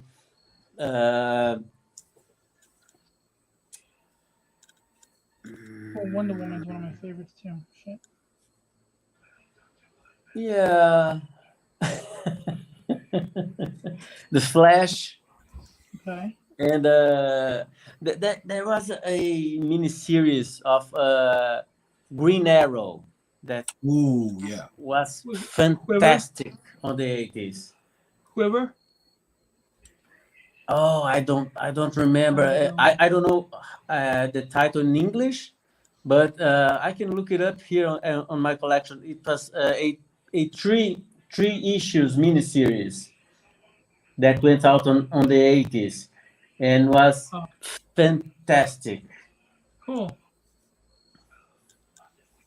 And who are? Sorry, go ahead. Yeah, I think that's it, right? Batman, Superman, The Flash, Spider-Man. No, Spider-Man is Marvel. You okay, Ron? Green Lantern and Green Arrow. Cool. Zach said his favorite Marvel are Iron Fist, Spider-Man, Wolverine, Silver Surfer, and Cable. Nice. Good team, too. Oh, That'd be a Silver cool mix-up Surfer. team. Yeah. So, Kenny, who are your five favorite Marvel and 5 favorite DC? Daredevil, Spider-Man, Wolverine for sure,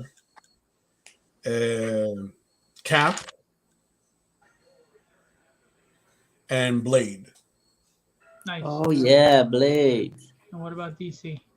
DC, Superman, obviously. Green Arrow, Nightwing, Wally West Flash, Nice. and Kyle Rayner, GA. GL, So you right? love that 90s group. Cool. Yeah. And what about, so here's another one. What are the 5 coolest costumes in all of comics? I would say Moon Knight, right? That's a cool costume. You're going to laugh at me. Yellow Jacket. It makes no sense how because he can't see left to right, but it's just a cool freaking costume to me. Right. Those two are awesome. I'm biased, Nightcrawler, because it's it's not a typical costume. Those three Right. are awesome. I actually, just because it's different, but I don't think I'd want to see him in it again. The original Nightwing costume. With the disco collar? Yeah, the reason why I say that is only because it was so shockingly cool when he grew up as Robin and became Nightwing. It was like, wow, that's pretty cool. I mean, Right. his costume now is better, but I think it's iconic. It was different. It was colorful. It was fun. So I'm gonna go with that. And then the 5th coolest costume. That's a tough question. Huh. I'm looking around. I actually like Green Lantern or Shazam. Green Lantern's pretty cool. I like the color schemes with the white, the black, and the green. So maybe say Yeah. Green Lantern. Okay. What about you, Kenny? Five coolest costumes. Man, I gotta go with brown and orange Wolverine. Okay. That's always been like one of my favorite looks for Wolverine. Yeah. The Miles Morales Spider-Man. Okay.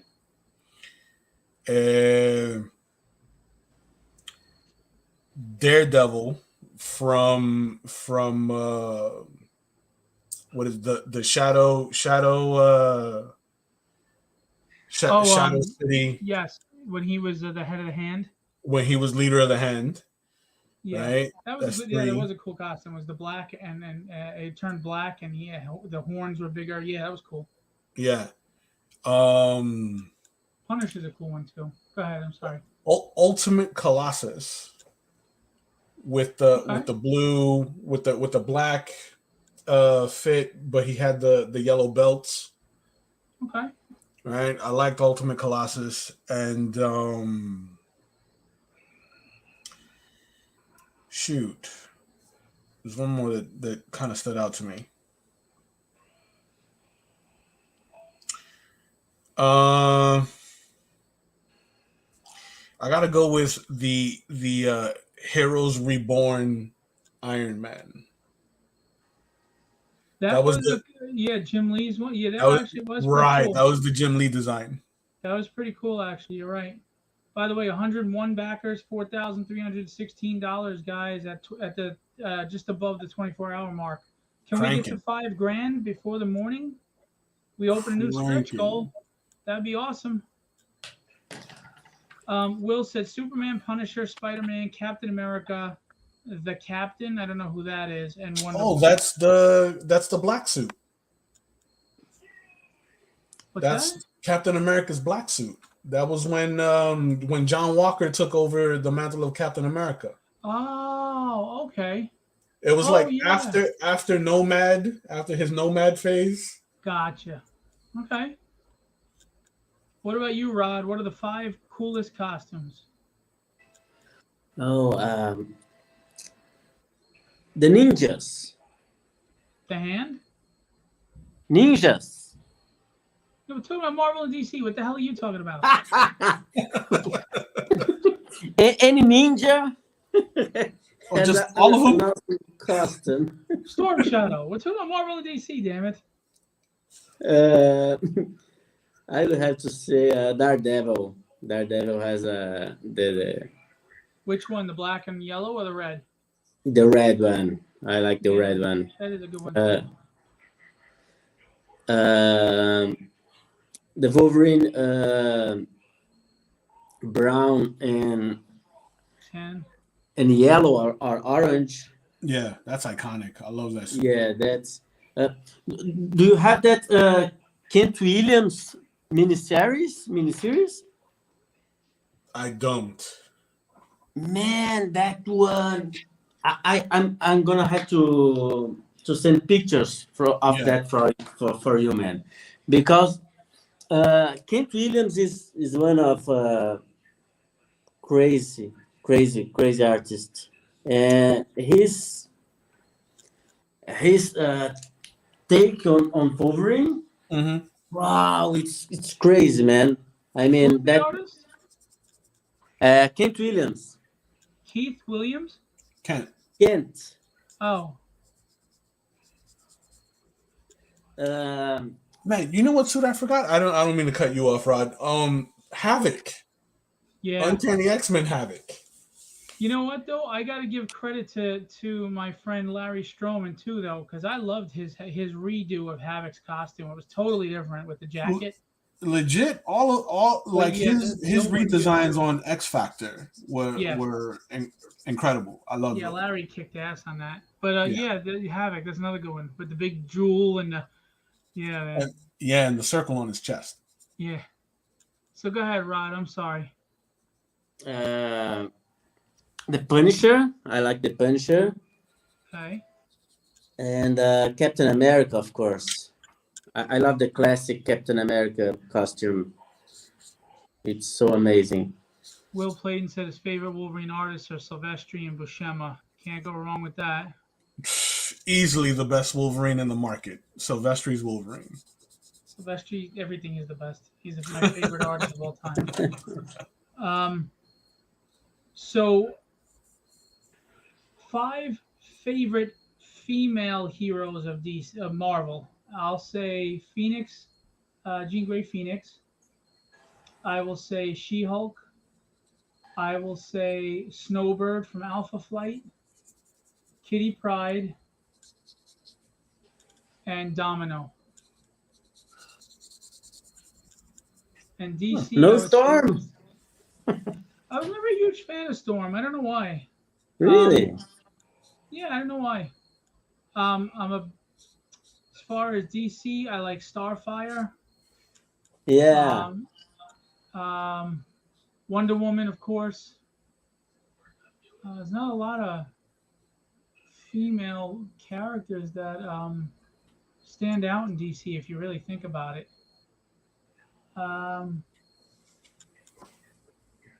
Wow, if you think about it, DC doesn't have a lot of Hawkgirl. What about Black Canary? Yeah, I never got into her though. It never made sense that you do all that fighting when you just make people's ears bleed. Use your mouth. Hawkgirl. Heaven. Who? Raven? Raven. Yeah, I was never a big Raven fan either. Sorry.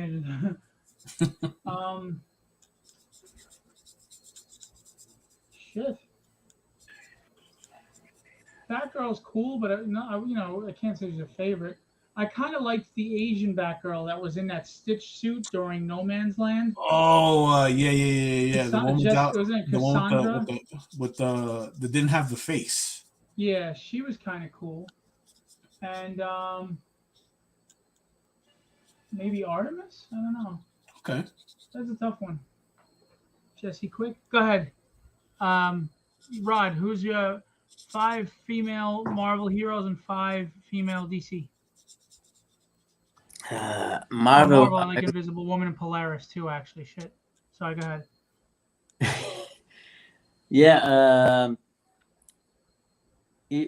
Her name is Sue Storm, right? The Red Yeah. Richards' wife. Yeah. Mm-hmm. Yeah, I like that character. Me too. Um, Oh, and I like Scarlet Witch too. Shit. I, Marvel I has a like lot of good female characters. Megan. I like the Storm with the Mohawk. Mohawk. Yeah. Mm, She-Hulk. Uh, you know, another one I really like is the Rogue Hmm. when she was tough, not now. Yeah. um, Another one. Let me think about it. I realize why I'm not big on Storm. Why? She beat Cyclops in issue 201 for leadership of the X-Men. Ah, Oh, easy. I was a big Cyclops fan. He's like the Captain America of the X-Men, and I just didn't. I don't know. I didn't like that. So one thing Claremont did that I didn't like. Oh, I would vote on her for leadership anytime. No, I liked her when she led the Extreme X-Men. I just didn't like that because it was Cyclops. He's one of my favorite characters. That's all. right. But I liked her leading the Extreme X-Men. I like her as a leader. I just didn't want her beating Cyclops. So Gotcha. that's like beating the Captain America of the X-Men to me. You know, he's iconic. He was the first. He's slim. So Slim Summers. Did I say 5 already? what did you just say? Did I say 5 characters already? No, Oh, I don't think so. We I think said you missed Rogue. four. I think you had 4. Yeah, he's got 4. Yeesh.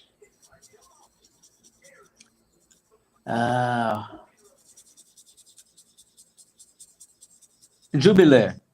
Okay. Jubilee? Okay. Yeah, she's fun. Regular What about you? Jubilee or Vampire Jubilee? I think regular. I hate when they made her a vampire. So what about you, Kenny? Oh wait, no, we got to do DC for Rod first. Yeah. Oh, DC. Does DC have female characters? You know, it's really true if you think about it. They don't have any like really strong standout female characters. Maybe Vixen and Black Canary and Hawkgirl mostly, and they're all derivatives of male characters. If you think Yeah. about it, Yeah. DC isn't strong on women representation. Look at that. Mm.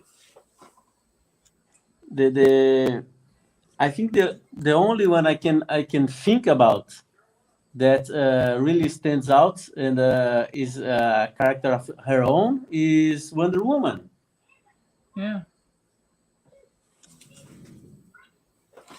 And well, Vixen, Hawkgirl, Supergirl. Supergirl. Yeah. Again, they're all Batgirl. derivatives.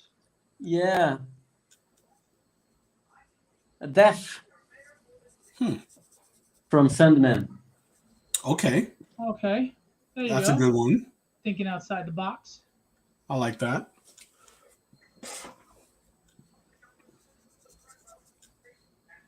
Yeah, other than that, I think Ken should go. All right. You're up, Kenny. All right. So for Marvel, I like Psylocke, Polaris, Which Psylocke? Asian Psylocke. Okay. Revenge. Go ahead. Yeah. Psylocke, Polaris, Mohawk Storm, for sure. Sue Storm, and Hellcat. Nice. Yeah, by the way, I gotta amend that. I would say Jean Grey Phoenix, Kitty Pride, Polaris, Sue Storm, and either She-Hulk or Scarlet Witch. Those would be my five. Sorry, oh no, and Domino. Shit, there's a Nice. lot of good female characters in Marvel. Yeah. So go ahead. How about your DC now? For DC, it would be Black Canary, Big Barda, Okay. Wonder Woman, of course, Vixen, and shoot, I'm forgetting her name. She's she's one of the recent Green Lanterns. She's the Oh, I was Spanish thinking of girl. her, Jessica. Yeah. She's the Latino, Jessica something. Yes, she's got the GA lantern, the GL lantern over her eye. Yeah, she's a good character. I thought about her too, but I don't know her well enough to have called her a favorite. That's the thing. But she's a good character. Yeah. Now, who wins in a fight, Domino or Longshot? Oof. I gotta go with Domino on that one. Why? I think that when it comes to Domino's abilities, like there's a higher chance that she'll come out on top. Where with Longshot, there's more variables involved when it comes to the way his powers work. No. Okay, I see what you're saying. Because with him, it's more percentages, but with her, it's like assured more, if that makes sense. Right. I see what you're saying.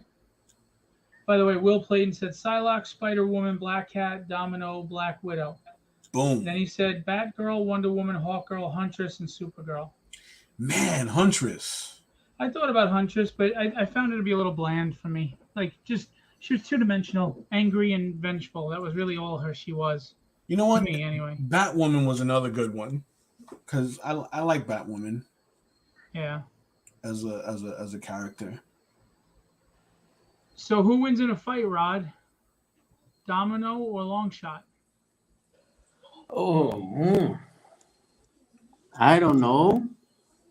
Depends who is writing. That's a good one. I hate that answer. That's a good one. Because yeah, who is our favorite? I mean, Phil, you would never write something where Cyclops get beaten by Storm. Sure, if that made sense, sure I would. Will said that. Yeah. Listen, have you read Tragedy? She doesn't win every fight, and there's no hero I love more than the one I created. She doesn't win every fight. If it makes sense, it makes sense.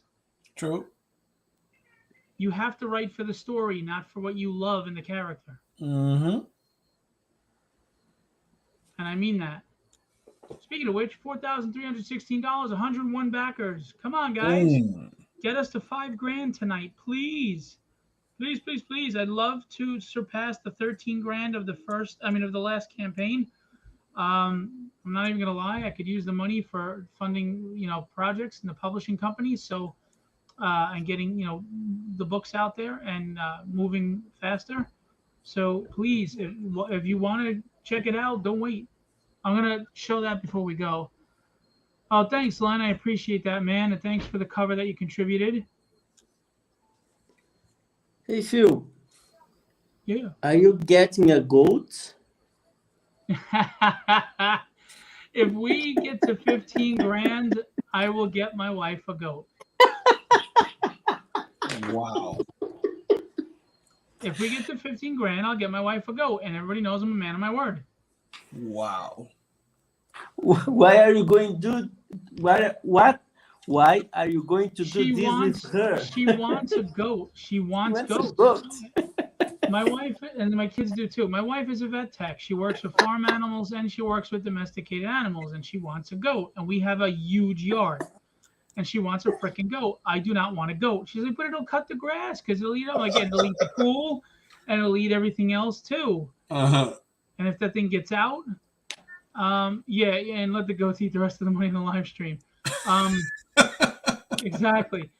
But I'm a man of my word, and I said if we get to 15 grand on the last campaign, I would get a goat. And here's the funny thing: God was on my side in a way because we actually were going to hit 17 grand, and we lost 37.50 in the last week of backers.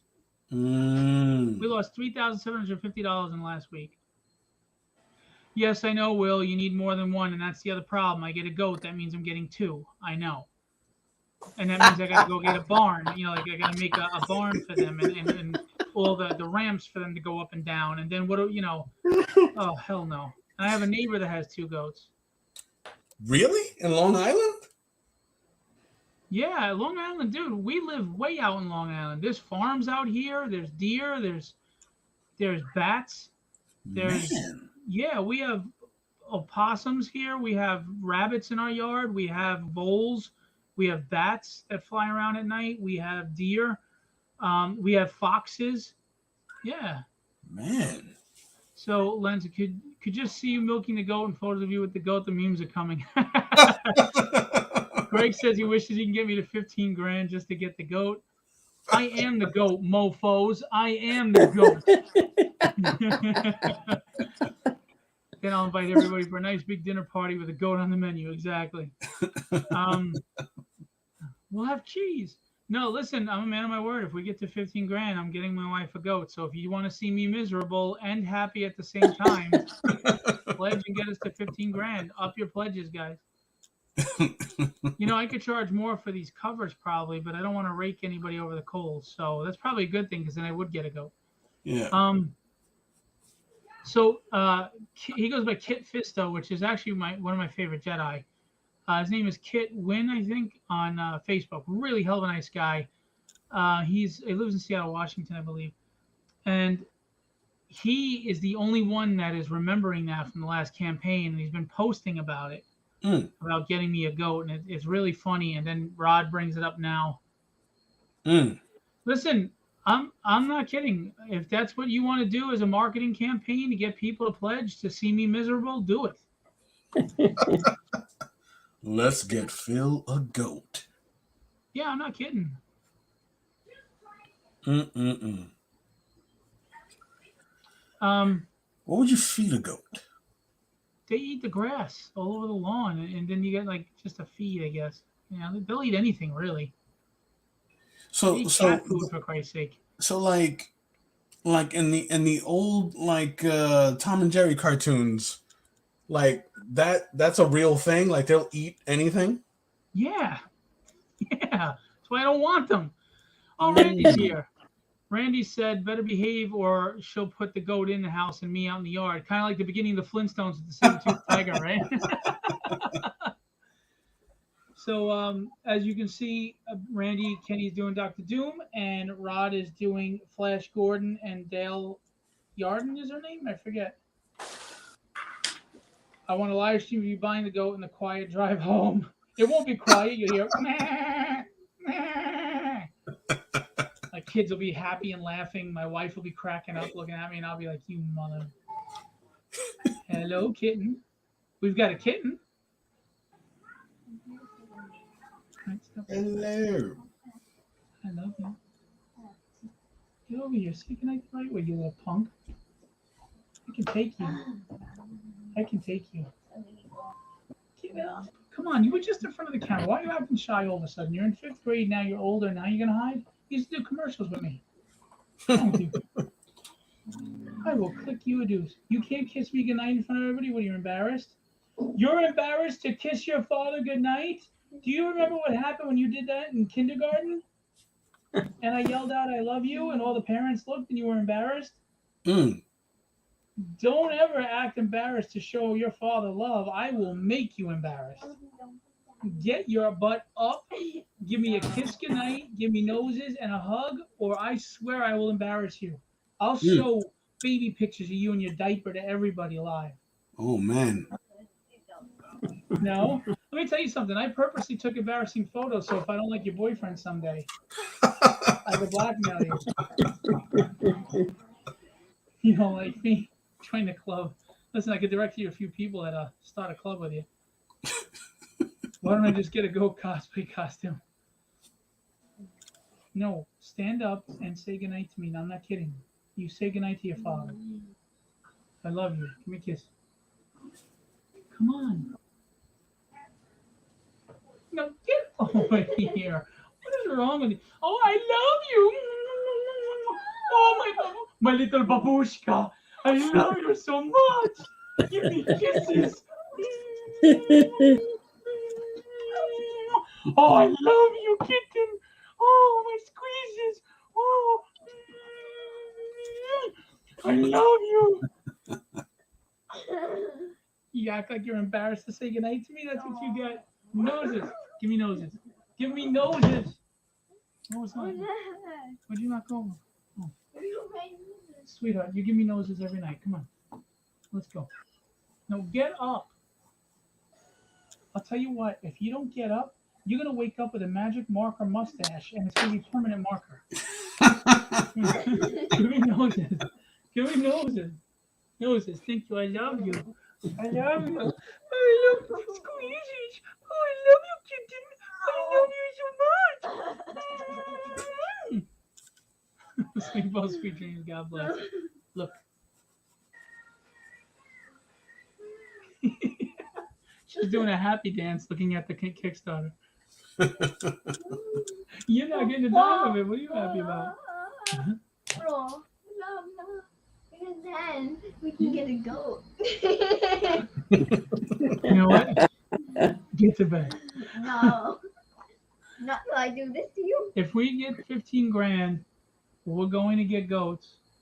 I'm just telling you now, if it eats the liner on the pool, or if it eats the pool, I'm putting you all out, and I'm staying in the house by myself. I can do that. Oh, I can. I can take all of you. I could pick your sister up and beat you over the head with her. Hey, what do you think of that? Daddy mentioned this girl. And I'm a little money, you better, you better watch him now. You're a little mighty. You're a little pipsqueak. How dare you? I have bowel movements bigger than you. When you mean old man. Get over here. Take a nap. I No. love you. Sleep well, sweet dreams. God bless my little bear. I mean, what do I need goats for? I've already got bears and kittens. Oh, mom. Isn't that cool? Dr. Doom by Kenny and Flash Gordon. Dale Arden. Don't look at the boobies, though. Yeah, he drew boobies. He's Brazilian. They do that all the time. No, you can't look at that. Get out of here. I see them. Good night. I love you. I love you. Sleep well, sweet dreams. God bless. Do you know how funny this is when you can't see the video? Let me tell you.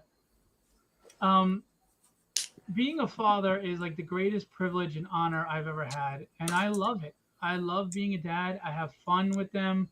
I love having the conversations to help them grow as people and guiding them. And I love just being around them all the time. You know, I know kids can get overwhelming, but there's never a time that I don't want to be around them. I'm very blessed. I'm very lucky. And my wife gave me everything that matters in life. You know, I'm very lucky. And then you look at the support I've been getting in the community from you guys and the people I get to work with in Legendary. And I'm just, I try not, I know I'm corny, but I really am blessed and I'm lucky and I'm grateful for everybody and everything. So, yeah. But I don't want to go. But I do want 15 grand on my campaign. So that's really like this split thing going on here, right? It's I don't know. It's a trade-off. Yeah, but I guess I would sacrifice having to go because it would make my family happy and I would have the money to fund another book. So, yeah. So we're gonna wrap this up in 11 minutes. It's been 2 hours, guys. Man. That Already. went by pretty quick. Do you guys We're mind just if I? starting. Do you mind if I show the trailer and just discuss the campaign real quick? Go ahead. Go ahead. Yes, Okay, yes, of course. guys? Of course. You guys are very supportive. Thank you. We'll talk when it hit teens. Haha. Yeah, I know. Listen, I've already got the shotgun and the duct tape in the closet all ready to go. You My wife was like, "You're gonna be like Al Bundy." I said, "No. If he's a good kid, she'll be like, Daddy, give me back my boyfriend because I'll be playing video games and playing around with him. But if he's disrespectful, then I will be doing Al Bundy where I walk him to the door and slam him against the wall first." There you go. I told my daughters, no doorbell is ever from a car. If they honk that horn, you do not leave the house. Mm-hmm. That man better walk to the door, ring the bell, and escort you to that car, and like a Bronx Tale, open that damn door for you. Well said. Okay? That's it. You are worth that. And if they don't, and if they can't look me in the face and say, "Hi, Mr. Russert," we got a problem. Mm-hmm. Yeah. Actually, I don't have a problem. They have a problem. Anyway, Tragedy, Chapter 4, with chapters 1 through 3 catch up.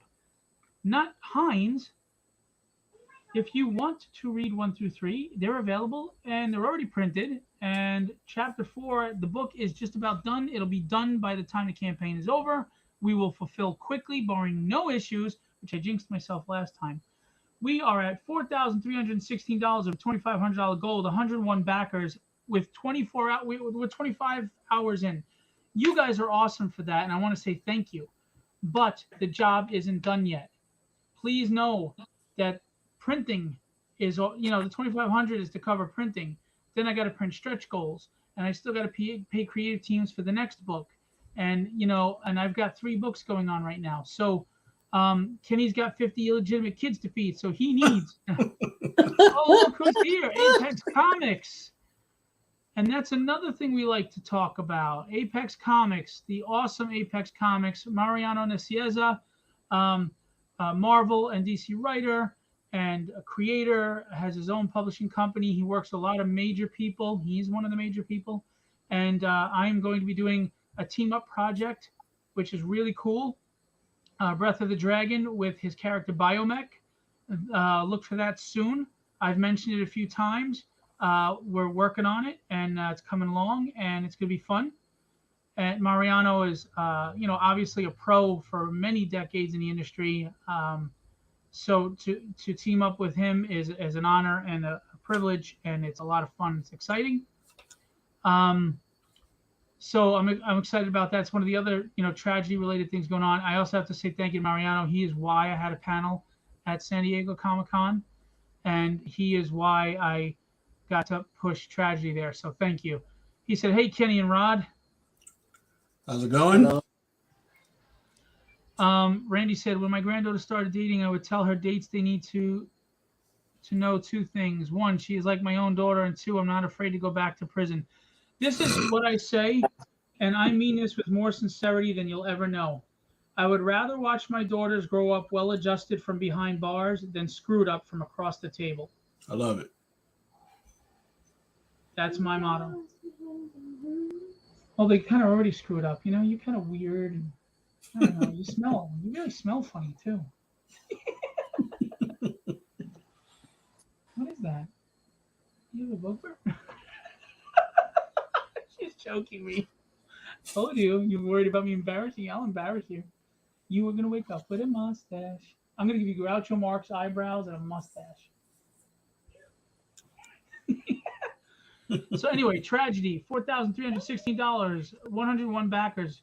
We're just over 24 hours in. I would love to beat the $13,000 mark from the last campaign. If you haven't pledged yet, please know they do not take your funds until the end of the campaign, so there's no need to wait.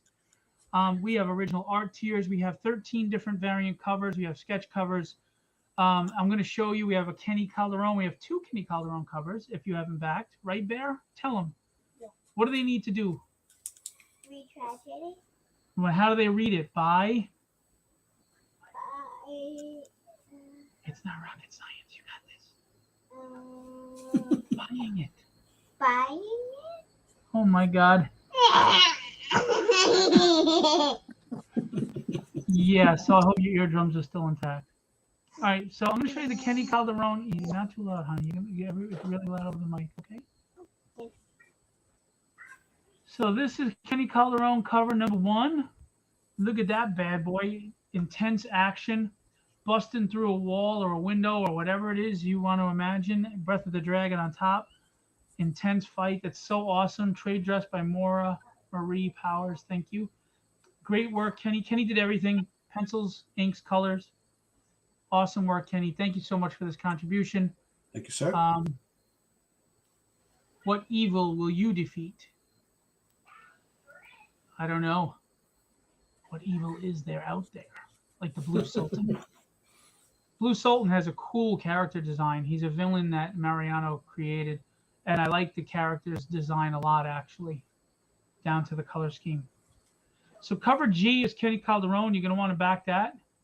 And cover H is Kenny Calderon. You like manga? He did a manga-style cover. Even put the Chinese. What did you do? Japanese? Is that Chinese or Japanese? That's Japanese. Japanese. Sorry, that's right. Japanese, because manga's Japanese. Japanese logo in there. Very cool. Look at that. So if you like manga, you got that. So you got 2 covers by Kenny Calderon on this one. 1 cover for the next book. You'll look forward to a Rod Ramos cover soon as well. So pick these up if you haven't. If you have pledged, you can still go back and manage your pledge and add on to it if you'd like. Please. Aaron Bess has the gate doing open, meaning that we let the big dog is in the house. He's in the yard. That's what he's talking about. I'm going to remind you, big dogs lick their own butt. All right, I'm going to show you the trailer real quick. We're going to go back to their art because I want to show you their pieces. But seriously, guys, please don't hang on this. This book has been told that Chuck Dixon and Howard Mackie, major Marvel DC writers and editors, say that the book is well written. And reviews have been great so far. They say the book just keeps getting better and better as it goes. And the art, Ricardo's doing wonderful work. Chris Sotomayor is a major Marvel DC colorist.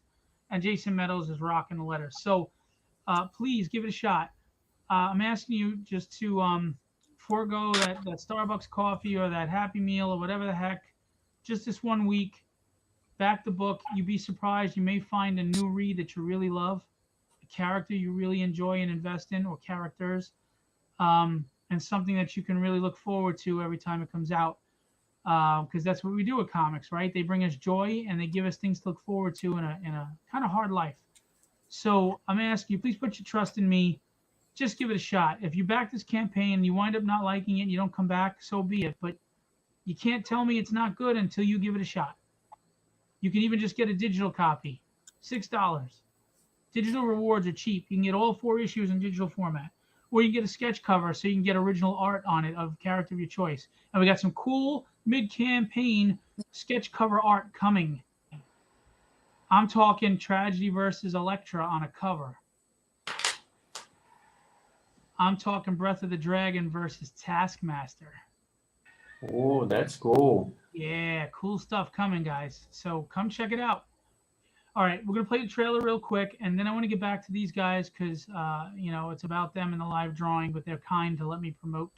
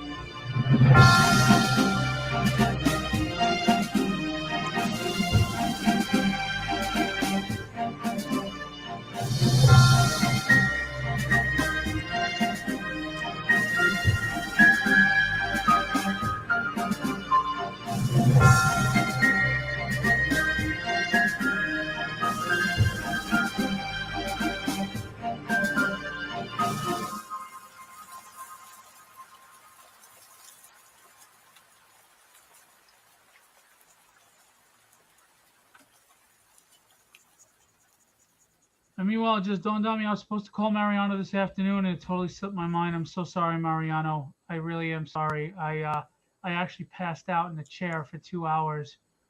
I just fell asleep while I was in the middle of doing something. It was in my hand, the phone. I was doing something, and I just passed out. That's how tired I was. So my apologies, Mariano. We can talk tomorrow. Again, I'm sorry. So that's Tragedy. If you like Boondock Saints or John Wick, if you like Big Trouble Little China, if you like metahumans, mysticism, Chinese ancient culture, martial arts, mafia, it's got everything, but it all makes sense. Come check it out.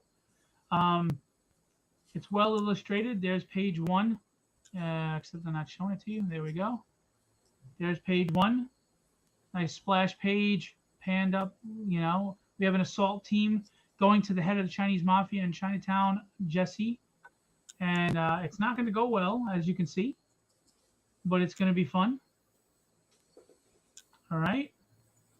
And we're going to develop more of Tragedy, a.k.a. Grace O'Connor, and delve more into her and after her, almost dying, and find out how and why she didn't, and her relationship with Mike, and how Mike plays a role in all this.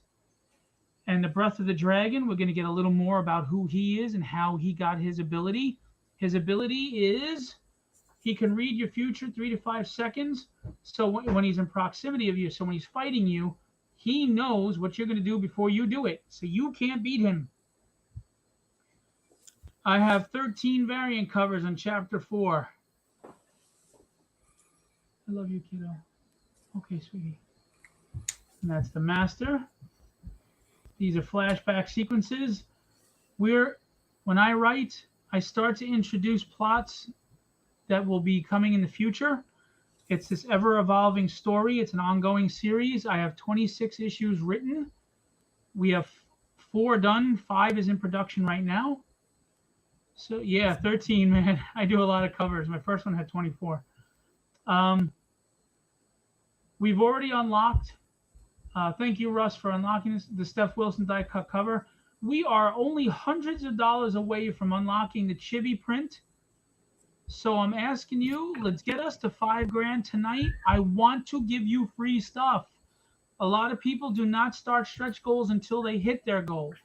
I waited. I don't. I got you earlier. I want to give you free stuff. You invest your hard-earned money in me, I want to give back. So help me give you free stuff. Get us to 5,000 tonight, and let's unlock, okay? Some cool artwork and stuff.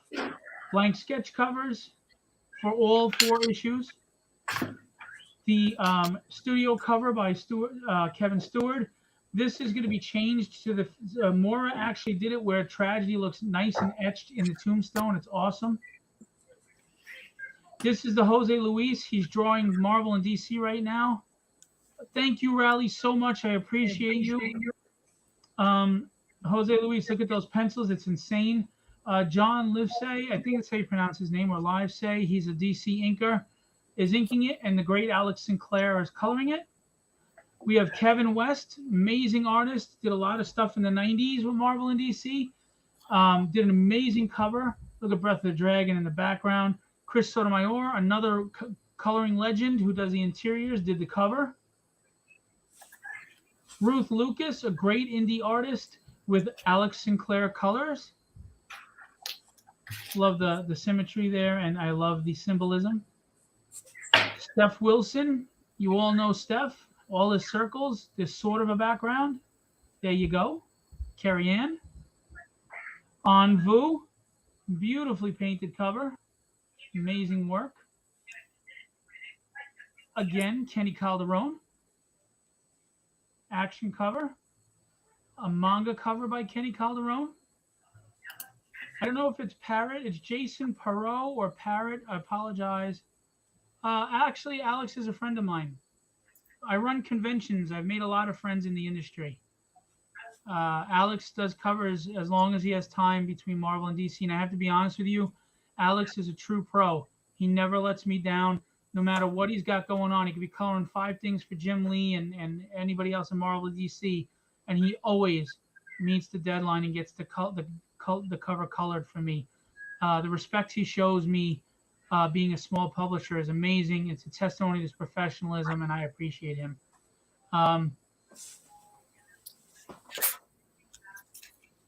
She didn't have time. Yeah, I'm telling you, I don't know how he finds the time, but he does. He was on a plane coloring my cover. So Jason Perot is his first published cover. I love to be able to do that, you know. Another person, Carl Allen Wiles, it's his first published cover. They were both excited. Another beautiful cover. Thank you to them both. Go support.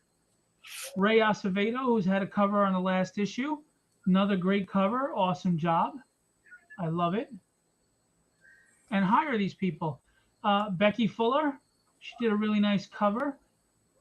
She did everything. Check her out. Support her. And Brian Silverbacks, he did an amazing cover, and he has a blood splatter variant. You can pick them up as a together, or one or the other. You could also make them a virgin cover, so you can get all four. Len Danovich. Len has a really cool art style that I felt on the covers he did for me. Now, he does some great colored work, but I felt the colors would ruin his lines. So I just wanted to highlight her red. I mean, that's an awesome cover. He has one in the last campaign's beautiful with skulls and stuff. And this one with that Chinese dragon, it's awesome. I love it. Really like this cover a lot. So I just did that. We have the book of covers, which is every cover from books 1 and 2. We have Tyler Kirkham and Al Garza and Alex Sinclair and Sean Chen and Chance Wolfe and Ian Churchill and Will Spertasio and Geraldo Borges and Larry Stroman and a lot of big names. Mike DeBalfo. Oh no, Mike DeBalfo's book 3. Sorry, so he's not in that. And a lot of stuff. We have a mystery box. Ask Rally. I don't know if Rally's still here. I don't cheat you on the mystery box. You don't get garbage inventory I'm trying to get rid of. I give you nice stuff, right, Rally? You got foil covers for issue 1, right? There's people getting Ian Churchill foil covers. So if you buy the mystery box, it's only $65. You're gonna get a random cover from issues 1, 2, 3, and 4. 4 books, and a metal comic size print of the Mike DeBalfo cover, and I got it right here. Hang on.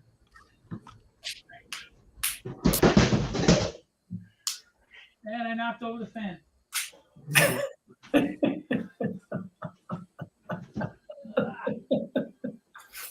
right. I was so excited. I knocked over the fan. So nice metal comic cover, right? Print. It's look at that. It's gorgeous. So you're gonna get a mystery box, $65. You get 4 covers, and you'll get some nice covers. They can be foils in there. They could be rare ones, and you're gonna get this nice metal print. So I'm telling you, my mystery boxes are not just leftover inventory crap that I'm trying to get rid of. They're solid. So check that out. Limited to 50, guys. I limited to 50 because the 25 went quick last time. You like stickers? We have add-on sticker packs. You like the chibi prints? We have the set of 3. If we get to $5,000, or when we get to $5,000, God willing, we open the 4th one. So if you buy this chibi pack, you'll get all 4 of them.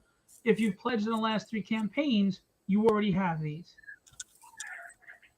If you love this cover from Jose Luis, it's a comic size print of the original cover, comic size, so that you can hang it right next to the cover, colored if you want. Look at that detail. Not an ounce of page wasted. I mean, he's got puddles on the bottom, trash. This is a gorgeous, so detailed cover. Action packed. Breath of the Dragon's grabbing her blade, her ponytail blade. Just awesome stuff, man. Look at that. You Brazilians can draw, Rod. Anyway, Kevin West, he inked this himself. This is the original cover art in a comic size print. Again, you could buy the cover colored by Chris Sotomayor, buy the print, frame them together. Look at that. As a fan of art, I just had to do it. Look at that. And then again, you can make any cover a virgin as an add-on, or you can add a virgin to make it a set. And you can make any one a foil, or you can make it a virgin foil, or you can have a virgin foil set, depending on how many add-ons you pick. And then if that wasn't enough, real quick, we have the full foil tragedy if you want every cover in foil. We have all in virgin if you want every cover in virgin, and we have all in tragedy if you just want every cover, and you save money. Carlos Silva, the artist on the book, we have an 11 by 17 inked piece by him.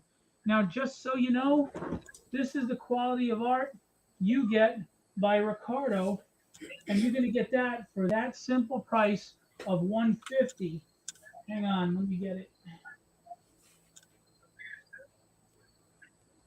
This is Ricardo Silva art, and this is only 9 by 12, but you get this in 11 by 17 if you pledge on that, limited to 10. Look at that. That man can draw. Another Brazilian. I don't know what's in the water. Brazil and Philippines, they can draw their asses off. Look at that. All right. And by the way, here's Kenny's Superman that he got. Oh yeah. These are 5 by 7, 3 by 5s that are available. 80 Daredevil. I mean, look at the detail, what he does. You can get for $150. Where the heck are you going to get an 11 by 17 full body inked with background for $150 of that caliber of art? I dare you to show me, besides my campaign. So let's go. What are you waiting for? Let's get to $5,000 tonight. Unlock a new freebie, please. 102 backers, 43.38. We're close, guys. We're close. What is that? $652 to go. We can do this tonight, man. Come on, let's go. Get us to $5,000, please. All right. Rod, show us the piece that you were working on, buddy. Here you go. Wow. Hang on. Let me see if I can. I think if I switch to this, I can make you the. Yes. There we go. Look at that. Flash Gordon. That's just heavy metal cover all the way, man. Look at that. Look at that. Beautiful. Gorgeous. That is for sale. DM me if you're interested. It's 11 by 17. Now, did you ink that over the digital pencils?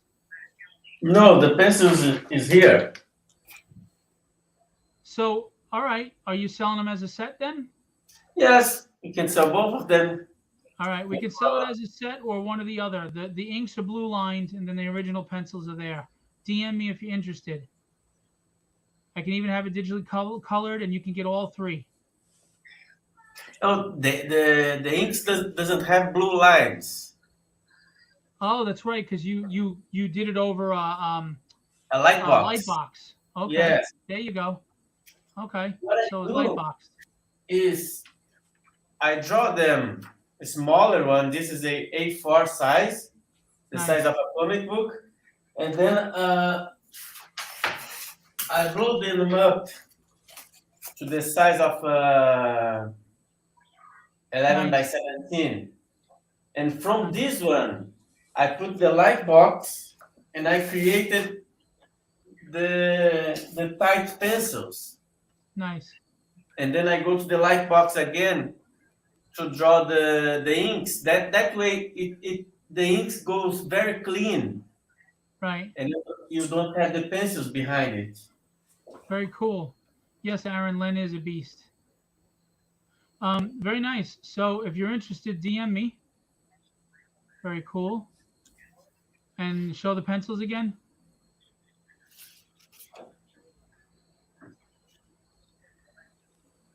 Very nice. That is available, guys. DM me if you're interested. Very cool. And Kenny is still working on Dr. Doom. I'm almost done. Yeah, we're going to wrap this up shortly. Very nice. Rod Ramos. Don't sleep on this guy, because when he's big, you're going to be like, damn, I should have got a piece. Look at how he's charging $400 for a crappy sketch. We'll never do that. Keeper. At least not as a legendary artist. What's that? What did you say, Kenny? I said he's keeper of the Allspark. Yes, Optimus Prime. Now we're going to show Kenny here. All right, let me move this to here. And then when I do that, look at that bad boy. Ooh, Four Freedoms Plaza in rubble. Yeah. Rubble. So I'm almost done. I'm just, adding a little bit of rubble to the background. And then I'm going to clean up some of this blue line, and I'll send you a clean sketch so you can post. Very sweet. Guys, this Doom is available as well. It is 11x17 Bristol board. Rod and Kenny, every time we do a live drawing for Legendary, whatever they draw is available for sale. If you're interested, you DM me and we will take care of it. I will warn you, Rod is in Brazil, so one of two things can happen. If you want it expedited, you'll have to pay like a $30 or $35 shipping from Brazil. If you're patient, Rod can mail it to me with other art that he sends me, and then you just have to pay the shipping from me, but you're just going to have to wait a few weeks for it to get here from Brazil. We will offer both options because Rod and them often send me art in larger packages. So we'll just include it in that. If you don't want to pay the $30, $35 in shipping, just have to be patient, and it's going to be several weeks before you get it. But you have both options. If it's worth it to you to get it quicker, so be it. All right. Gerald, have you been drawing with us, buddy? I'm interested to see what Gerald did. Yeah, you still with us? Let's see your Flash Gordon and Dr. Doom mashup, fighting each other. Oh, look at your pictures with Kenny and his missus and his boy. You're so sweet. You gotta surround your work area with things that not only encourage you but inspire you. So it's me, the wife, my son. I got me and my boy up there also. Nice. And Kenny, a love note from the wife. Aw. That's Te amo. What was that?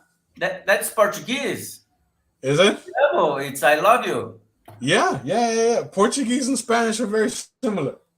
Yeah. So I have friends that are from Brazil, so when they talk to me in Portuguese, I can understand what they're saying. Oh, that's awesome. Yeah. I know a little bit of Spanish. That's about it. Dios te bendiga.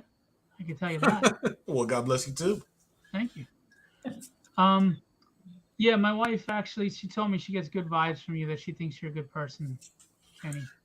I try. I told her it's a ruse. I try to bring balance to the force. I told her it's a ruse. You're really the meanest son of a bitch on the planet. I said you would sacrifice for Korean buffet.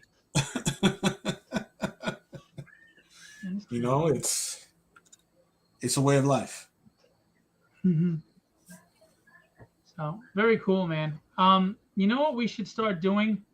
Making metal prints of these, like that Space Ghost. Yeah. I have a guy now that is very inexpensive. We can make metal prints of them. I dig that. As a matter of fact, it was Terry, wasn't it? That got the Space Ghost? No, Randy. Randy got the Space Ghost. He got your Doctor Strange. Randy's a fan of you, man. Like, I can shoot him a print. I gotta make prints of that Space Ghost. Huh? I showed him the color print. Yeah, I saw that he was with it, and he had commented about getting a print in color so that he can put it alongside the OG. Yeah, he didn't even realize it had the Phantom Cruiser behind it. Yeah, that was a fun little nugget to throw into that piece. I like that your son's picking your nose in that third picture there. That's funny. Anyway, listen, guys, don't sleep on the artists that I have the privilege of representing. They're all ultra talented, as you can see, but you're not paying for a name. You're paying for great art. You don't have to break your bank to have your walls look gorgeous. Now, if you're for prestige or flipping, I get it. But if you're an art collector because you just love art, we're right here. And you're Yes, not going we to break are. your wallet. Not going to break your wallet. And we are already undervaluing the art that they sell. We're already cheap. We could be more money. We could be. But we're trying to take care of the fans. So come take care of us. Absolutely. Right? Mutually. We promise you you'll love what you get. I pack and ship everything perfectly. We have never had a damage issue. Knock on wood, it doesn't start now. And we take care of you. All right? There it Working on a is. commission with you dorks. Man, Aaron, did a dog bite your ass today or something? Aaron's a cool dude. There it is, guys. Dr. Beautiful. Awesome. He defeated the Fantastic Four finally. Finally. You should have had their arms sticking out of the rubble. You know, originally the original composition for this piece, I was gonna have him like holding Reed Richards by the costume, by the scruff of the Nice. costume on the neck. Here, he would be standing over Sue Storm. I would have Johnny Storm like laid out in the back, but like the fire had been extinguished. Right. And like the thing, like with chunks of rock beating off of him. I had a whole thing, but I was like, you know, we got to squeeze this into a couple hours. Yeah, 2 hours is enough. Right. Will said, turned out fantastic, guys. No pun intended. Thank you. Thank you. So we're going to do this every Friday now, guys, 7 p.m. Come check it out. Hang out, talk with us, talk comics, whatever else. You can be part of the chat. You can draw along with us, and we're just waiting on Gerald to show us what he did. Gerald draws with us from Comics Cast. Let It Out, 1 p.m. every Great Sunday. show. Check it out. It's a really great show with great artists, and Gerald is an awesome artist himself. Gerald stays with us. He draws with us. And what he does is he takes the two different characters that they're drawing and he puts them in one picture himself. And I'm sure he's selling them and he's available for commissions and everything. He's really talented. So we're just waiting for him to send it to me so I can show you. And that's how we usually end the show.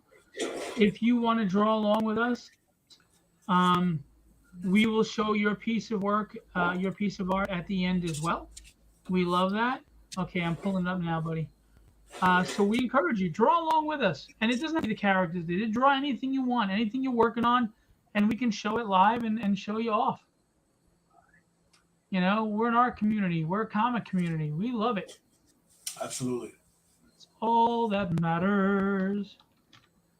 Gerald, where are you? There we go. This thing is taking forever. I'm sorry. Why are you doing this?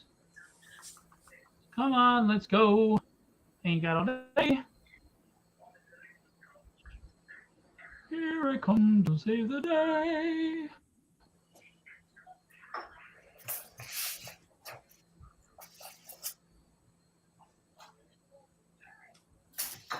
Sorry, hang on.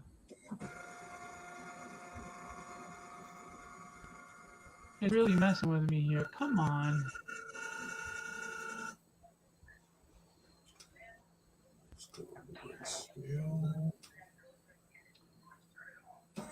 No, I'm not CreatorCon. What are you doing? Oh, he sent it to my CreatorCon. That's why. No, I didn't. Gerald said, love your work, Rod and Kenny, inspiring art. Thank you. Thank you. Thank you All very right. much. Oh, cool. Look at, nice. He did a great job. Look at this. Dr. Doom versus Flash Gordon. Flash Gordon, Tarzan. Flash Gordon, Tarzan. Nice. Wow. Love the faces. Nice. Man. Gerald can sell these things. Like he's not giving himself enough credit. No, Gerald's problem is Gerald. Gerald's his worst enemy. Gerald doesn't treat Gerald nice. Gerald is a very talented artist, and he just gets better and better. I'm still waiting Very on my true. Nightcrawler and my cover, but whatever. But look at this. I think what I love about Gerald's work is you can see his development, right? As he goes from his loose composition and it gets tighter and tighter and tighter. It's like you can see the phases that he goes through. Dude, that's just such a sweet piece. And you know what? I saw Smart his work. composition, the way he fit them in there.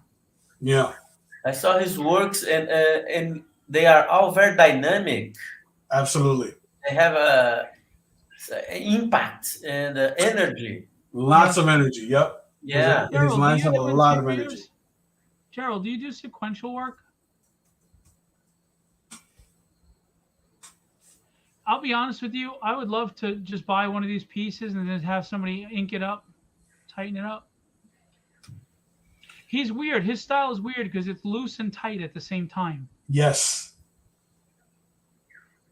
It's loose and tight at the same time. Look at the face. Look at Flash Gordon's head and face. Look at the musculature. The anatomy's on, and yet you know it's loose and rough at the same time. It's so weird. Hero's work reminds me of artists when they do life drawing. You see all the amazing decisions. Only a few sequentials. This is awesome. We love that Gerald draws with us. We appreciate you wanting to be a part of this. We love showing off his work at the end because it's really good. That's what I thought you meant, Will. And we're glad that you come and do this with us all the time. We're going to be Fridays now, 7 p.m. instead of Wednesdays. We have too many other shows that go on Wednesdays, Clan McDonald, etc. So this is awesome, man. Phil, I just sent you the scan of the Listen, dude. Kenny, I have a request for the next time you're on. I Okay. want you to draw Lobo. That's a villain I forgot Oof. to mention for DC. You got to draw Lobo. Lobo is a villain? Say less. I'll do Lobo. Absolutely. He's like an anti-hero at this point, but he's a villain. I dig Lobo. I'm getting tired of all these. A villain, an anti-hero is a villain that people loved and they decided to milk to make money for. That's all an anti-hero is. Nah. Venom became an anti-hero because people loved him and they figured you can't make a book based on a villain, so you got to make him a good guy. Sure. Yes, Zartan is an anti-hero too. Really? Right. Well, I love him he so. became one the way they started writing him. They started writing him as like an anti-hero, like he was justified in some of the things he was doing, even though it was bad shit. There you go. Anybody interested in Doom? And I'm sure This- Kenny will color this up and make it a print too. Oh, you already know. Like, Listen, I already have if a you vision DM for me- this. DM me for this original piece, add $10 to it, and we'll give you the color print with it too. There you go. I like that. Now, Rod, can you send me a scan on Facebook to show yours too? Not yet. Come on, man.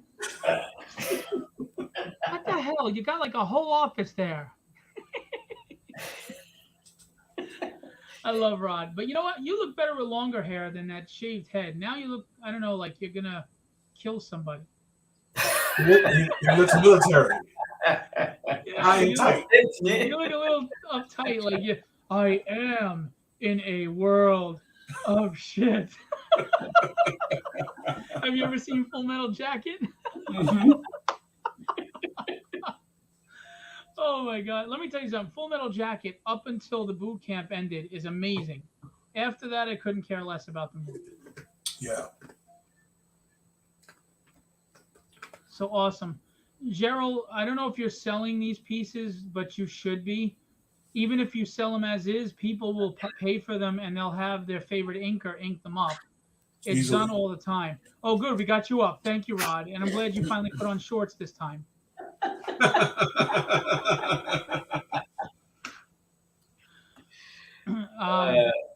All right. So, look, it's always fun to hang with you dudes, but I do miss my wife. I haven't seen her, especially with that 4.5-hour show last night. Oof. Well, I wanted to go earlier, but at the same time, I wanted to help promote 2 other Kickstarters, so I wanted to come going longer, you know? So that's it. I also want to remind everybody, they're not too rough looking. It's not an inker's nightmare. Stop being a pain in the ass. I can ink that. You're killing me, Gerald. It's rendered enough to where I can ink that clean. Gerald, I got a question for you, Gerald. I can't draw, but do I know art? Do I know art? I rep it, I sell it, I own it. Do I know art? Don't give me this good night run. Don't you dare run. I know where to find you. I know art. Stop the bullshit. You could sell those pieces as is, and their favorite inker could ink it for like an extra 50, 60 bucks. Easily. People do it all the time. They are gorgeous pieces. I honestly, if I wasn't dumping all my money into my book right now, I'd buy it. I still want a Nightcrawler. You owe me a Nightcrawler for 2 years, you bastard. Or as Lobo would say, you bastage. So, guys, in all seriousness, I thank you very much for coming out and supporting Legendary Illustrations. We have regular buyers that come and they buy often, and they're very happy. We have regular viewers, and we appreciate you. The support and love I'm getting on Tragedy right now, Chapter 4, has been phenomenal. We're at 102 backers in just over 24 hours, $4,338. We've unlocked one stretch goal already. You're also helping employ artists, editors, writers, letterers. Well, I'm the writer, but letterers, inkers, colorists, cover artists, sequential artists. You're feeding Ricardo's 50 illegitimate children. So, thank you, sincerely. But I am going to ask you, if you haven't backed Tragedy yet, please jump on board. You won't be disappointed. If you have, tell a friend. Share it out. Let them know. If you like this book, you want to see it continue, I need to make money to produce it. Please let everybody know. It may look like I'm made of money, but I'm not. So please, share it out and let them know. If we could surpass the 13 grand of the last campaign, not only can I fund the next book, I can fund another book I want to put out that you're really going to love. And it deals with angels and demons. And it's a different take. I don't think anybody has ever had a villain like this before. It's a different take altogether. And here's the funny thing. The comic is a continuing sequel to one of the short stories in my theological fiction prose book. There you go. So every dime goes back into publishing the best possible product I can give you. And if you give me enough money, I can finally hire Rod to do sequentials on one of my stories. Otherwise, I can't hire Rod, which means Rod's got, you saw his beautiful little boy, Luke. Luke is going to have to be given up to the Empire if I can't get him paid. I'm coming after you, man. I'm Luke's father. There's a Death Star right over my head. That's no moon. All right, guys, I appreciate you. Let's do this right. Who is going to start and who's going to finish? Rod, do you remember? You suck. You Be suck. legendary. All right, hang on. That's fun. Starting All right, there you go. So you do the first one, but you have to do it the right way. It's Oh man. Okay. now look. Yeah, tell him, Gerald. Go. Be legendary. Be legendary. And have fun storming the castle. no. Have fun storming the castle. With the pizzazz too. You gotta do it. Billy Crystal is like an old Jewish guy. Have fun storming the castle. Have fun storming the castle. I can't do an old Jewish guy. It's not the, it's duh. Have fun storming the castle. The castle. Castle. Oh. Have fun storming the castle. Oh. All right, That's now you more sound Fonzie. You That's sound more Italian, right? Be legendary and have fun storming the castle. Good night, everyone.